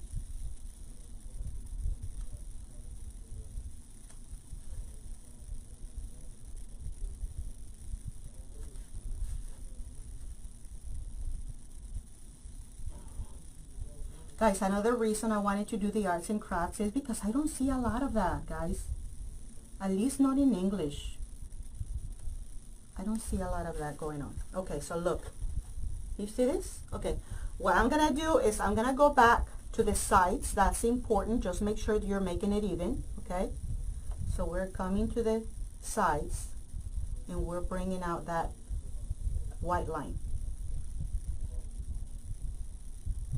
Like that. I'm going to do the same thing on here.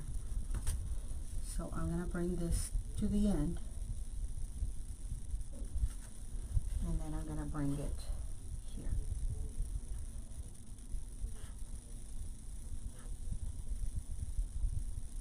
So I think that if we can start something, for those of you who enjoy making little things like this in other projects, we can go ahead and do that. Thank you. Gracias, Patty. Okay, so we're moving on to the next one.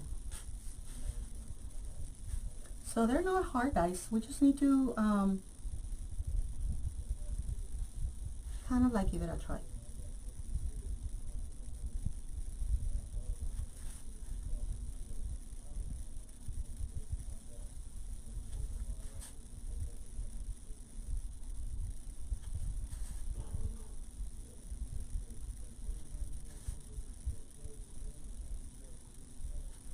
Okay, and then I come here to the, ooh, put some white in there. Okay. Did the wrong. Sorry guys, sometimes I do that if I'm not paying attention. I stick my brush in a different color. So I'm gonna come back and do this right. Okay, so I'm just gonna finish this part right here.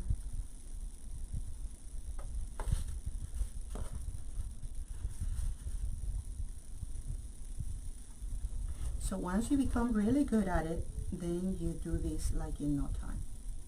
Because they're really not hard to do, as you can see. Okay.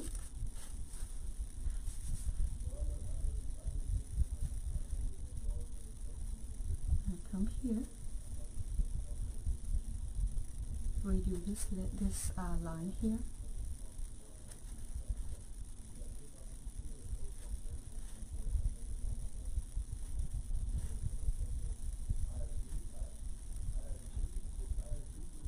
Mm-hmm.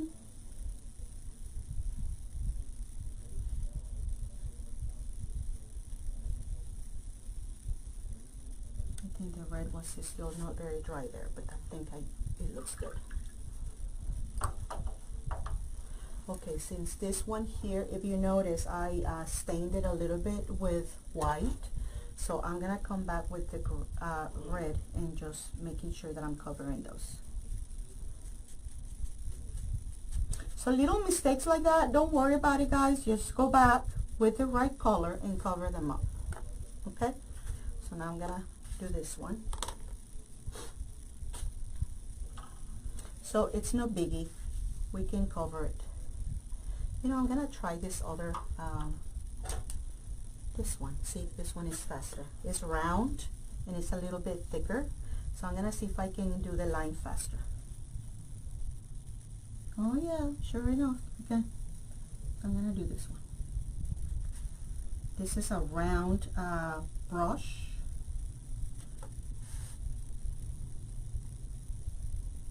You can see, as you can see, you go faster with this one. And I think it even looks nicer than the other one. So what I'm gonna do is I'm gonna come back to the other ones and I'm gonna do like a trim on them.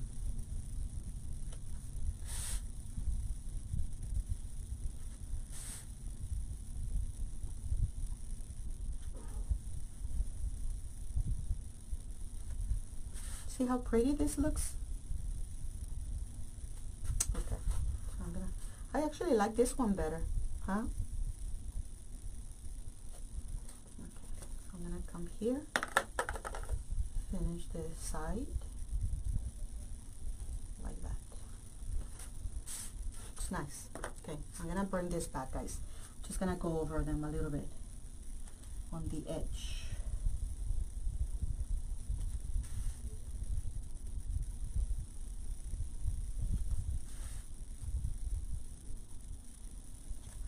Like that. I'm gonna leave that one like that. And then this one, I'm gonna do like that small one.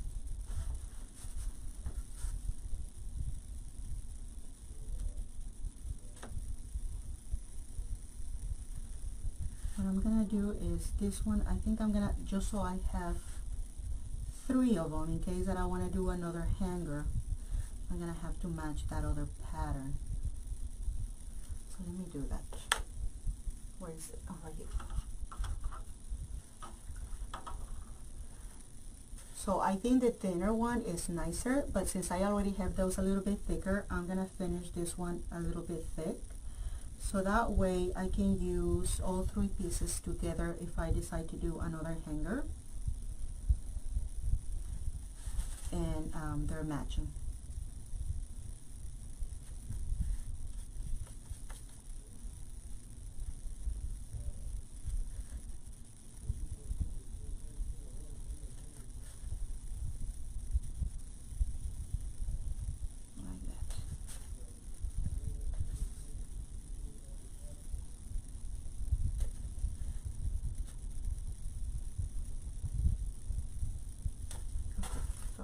Come here,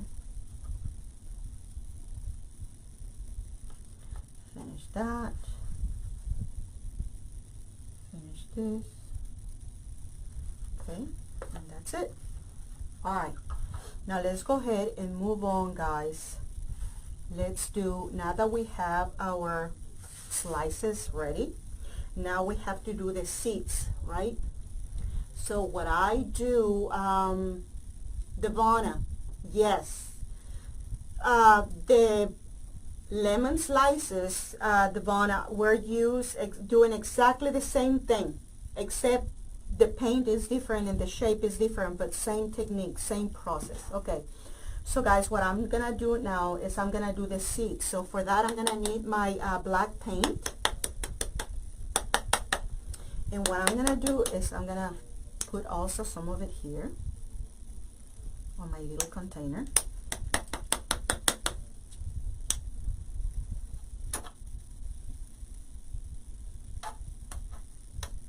Okay, and I'm gonna show you what I normally use for that. Okay, so I found these tools.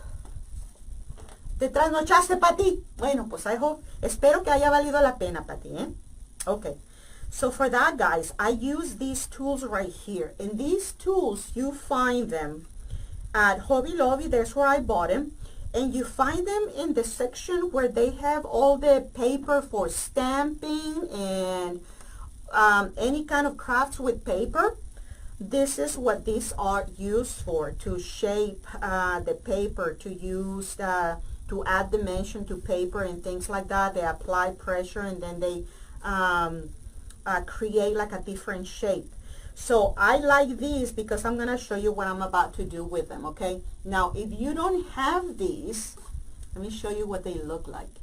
You see how they have like a ball, some kind of a sphere on each end, one smaller and one bigger, and they come in different sizes. And let me see if I can bring you closer. So they come in different sizes. Okay, so this is the bigger one, the biggest of the three. Okay, but for this, what I'm gonna be doing is I'm gonna use the medium one, or probably even this medium one or the small one. Any of these two, because this is the bigger one that's too big for what I want. So I'm gonna try, I think I'm gonna try this one here. This is the smaller one. And so what I'm gonna do is I'm gonna use this tool to create the seeds. So I'm gonna use this part. This is the smaller one, and this is kind of like this is larger, but it's the smallest of the three pieces. Okay, so I'm gonna create a dot, and then I'm gonna drag it a little bit, and that's gonna create kind of like a tear shape on it. So all I'm gonna do is I'm gonna get this tool, and I'm gonna dip it in the paint, and I want to do, I think, like 3 or 4, and then I come back and do other 3 in front of them. Okay, so you'll see what I'm talking about. So I'm gonna stick it in the paint, and I'm gonna do this. Look, I'm gonna come here, and I'm gonna put it here, and then you drag it a little bit like that. You see? So you stick it in the paint, you put it on the foam, okay, and then you drag it a little bit, and you see that it's shaping it as it like it's a tear kind of look. So dip it in the paint, bring it here, and then drag it. And you can use this other part here to bring some of the paint like this, see? So that's why I like this. Now, if you don't have something like this, guys, you can also use your brushes. You can use the handle of your brush, okay? You dip it and you do exactly the same thing, okay? But I think that if you can invest a little bit of money on those are expensive. I think the inexpensive, I'm sorry, they're like $15. They're $14.99, and you can use the 40% coupon. You find them at Hobby Lobby. But like I said, if you don't want to make that investment, just use your brush, use the handle. You do the same thing, dip it in the paint, put it in your foam, and then drag it a little bit. And that will give you that pointy end right there, okay? Let me put that in the water. Okay, guys, so 3, and then I'm going to come back, and I'm going to do here more. Come here.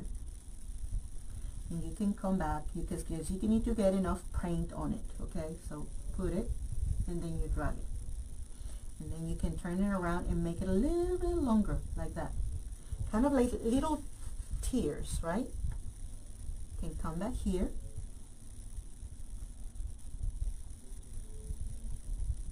drag it. You bring the smaller one and you make it like this. See how they're looking? Okay, now I have 3, I have 2, and I'm gonna probably do another, maybe one here, here, and one here. Okay, so I'm gonna come here.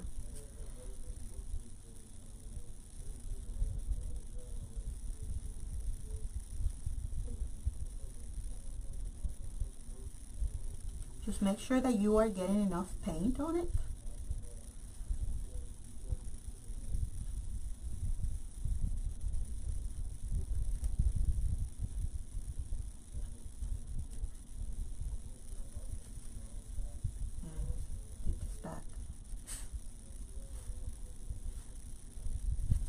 And then one here.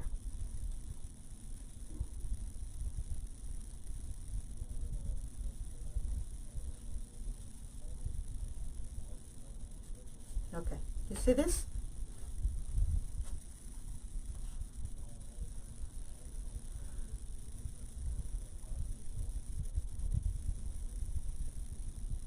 Roxy, it's a three-piece set. But see how cute this looks, guys? Alright, so let me tell you, the brand, it comes in a little case like this. It's gonna come in a plastic clear cover on a cardboard bag, okay? And you're gonna see this displayed like that. And or actually it's gonna have the case and then the 3 pieces underneath. And this is the name of it. I'm assuming this is the brand right here. It's McGill.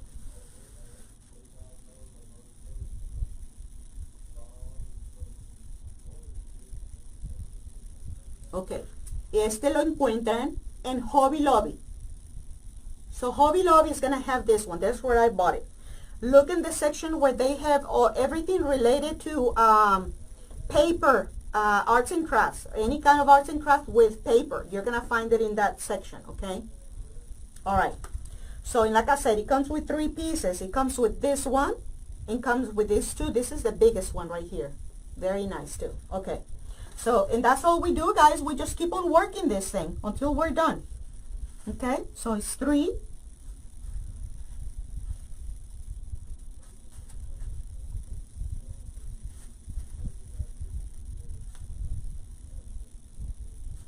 And you can keep on coming back as many times as you need to, okay? If you want them bigger or thicker, well then you just come back and give it another dot of paint, and then you just do the thing.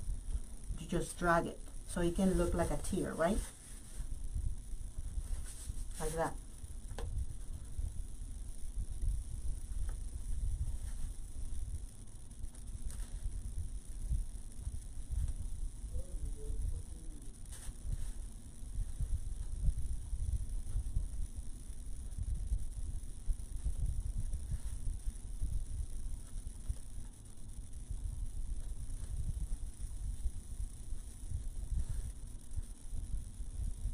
You can dab it several times to put enough paint in there.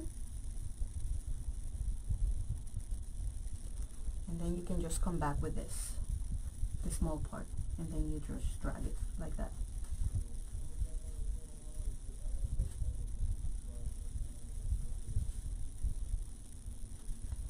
See?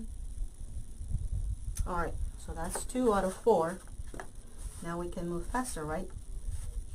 So it's basically you're doing 3.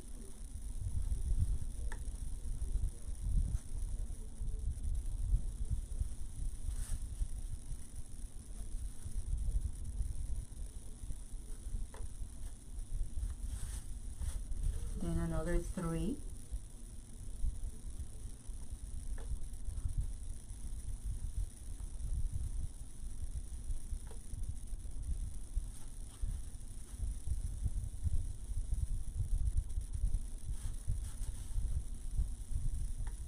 Then you do 2, and I'll come back and drag them a little bit. So you can come back, you can do your dots first if you want, and then you come back and then you just drag them, okay? Turn your tool around, and then hopefully you place enough paint in there to drag them, see, like that.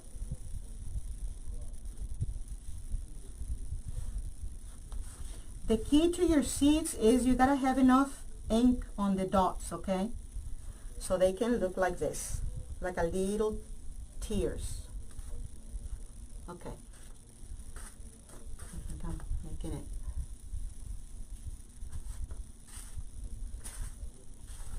Okay, so this would be our last one, guys. So just add enough paint in here.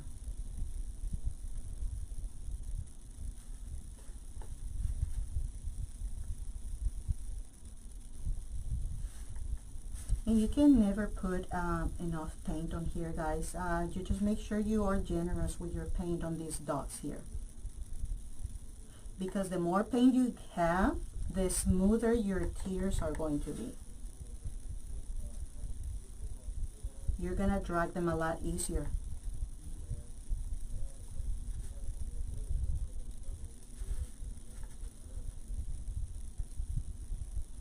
See, you can just dot it like this first, and then you just come back and drag them.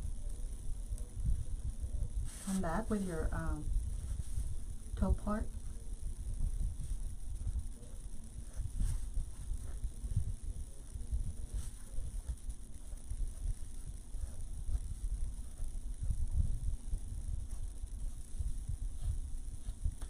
You see?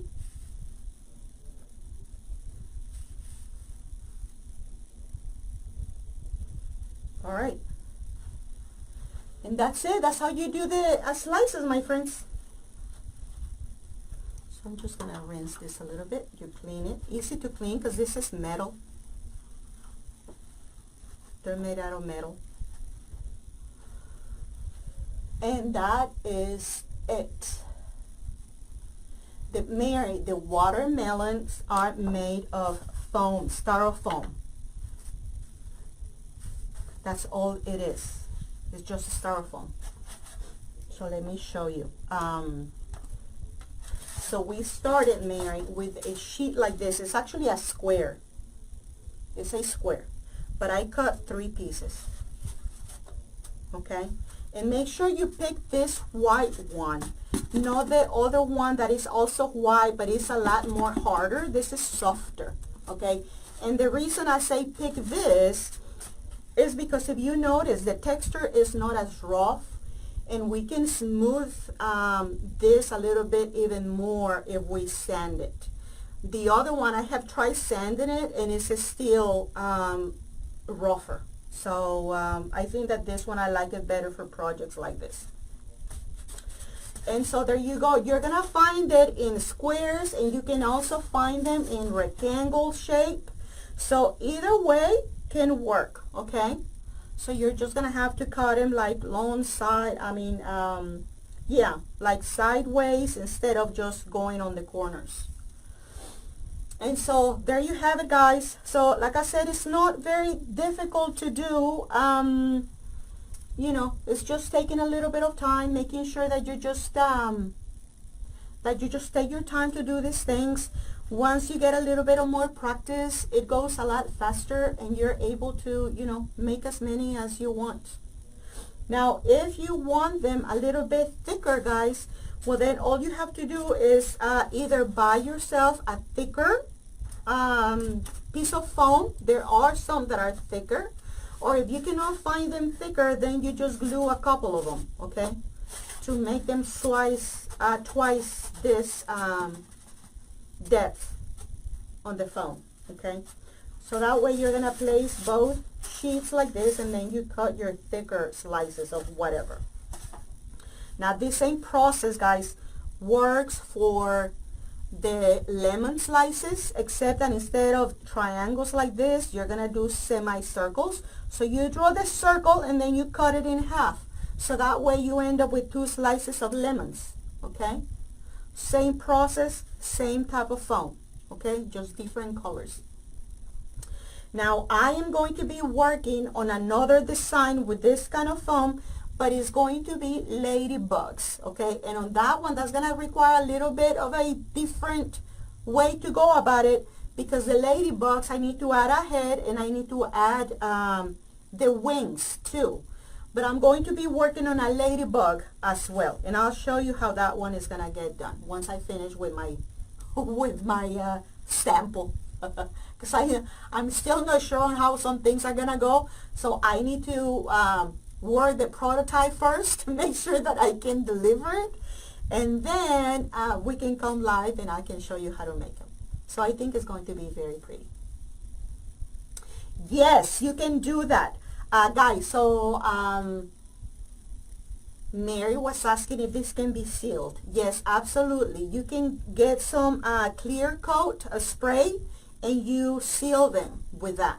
So that way you can just make sure that they look prettier and shinier. You can absolutely do that. No issues with it. Yes. Gracias, Isabel. Yes, Callie, you can do that too. But for that, you're going to have to be careful, because remember, these are not very thick. So you're going to have to either glue them to the back, or you're going to have to insert something in them, but it cannot be very deep, because then you're going to go through them.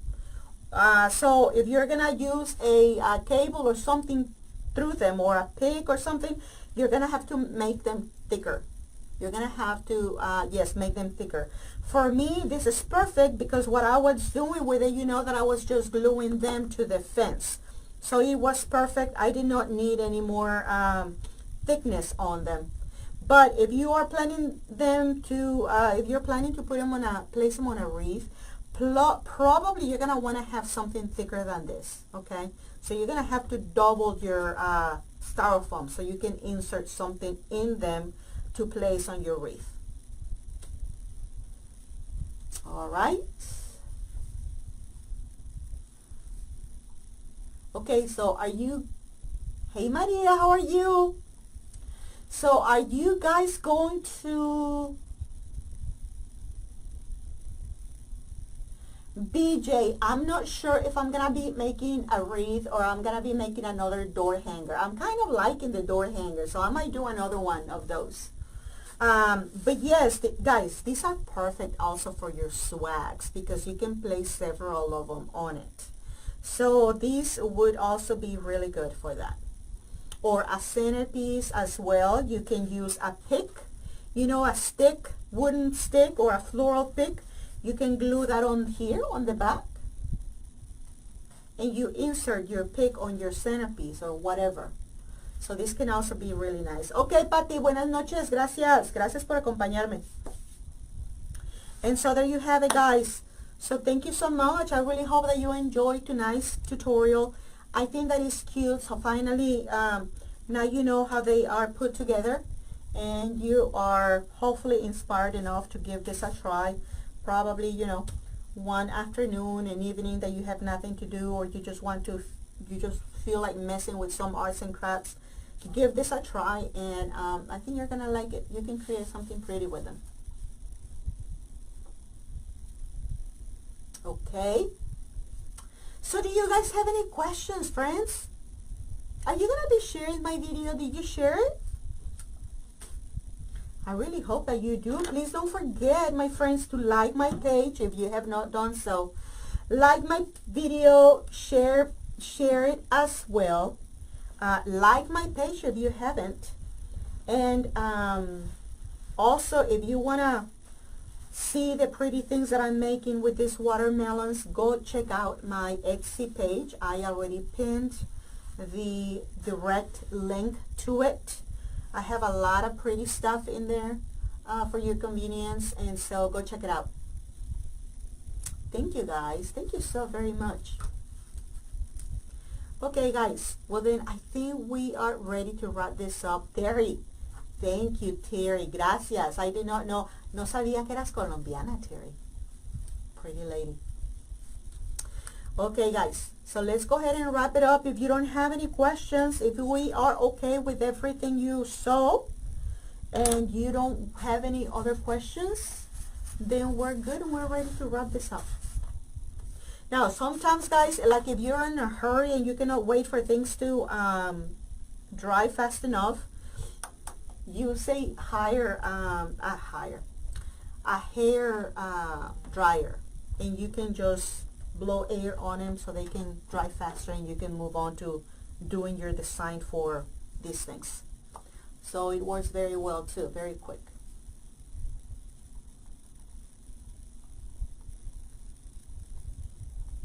Oh, thank you, Callie. Thank you so much. A beehive. Oh, Terry, I want to work on one too. I saw one that they're also making with foam. It's different foam, but I'm gonna give that a try too. I think it's gonna be a good project. So stay posted. I mean, we're gonna work on all sorts of things. So I'm just trying to find the time for it all. But at some point, it's gonna happen, guys. So remember, I think I'm gonna end up doing the arts and crafts. So just stay tuned for it to come soon. So we'll see how we can do with that. Oh, you're welcome, Terry. You're very, very welcome. Okay, guys. Well, have a great night, my friends. Be blessed. Thank you for being here with me today. Please don't forget to like and share my video and like my page if you have not done so. And I will see you next time, okay? Hey, Graciela. Wow, Terry, that was easy then. Well, the one that I saw, Terry, is made out of foam too. And it's really interesting, and it turned out gorgeous. So I gotta try that. But anyway, friends, so thank you so much. Have a great night. Rest well. Be blessed. And see you again soon. Bye-bye.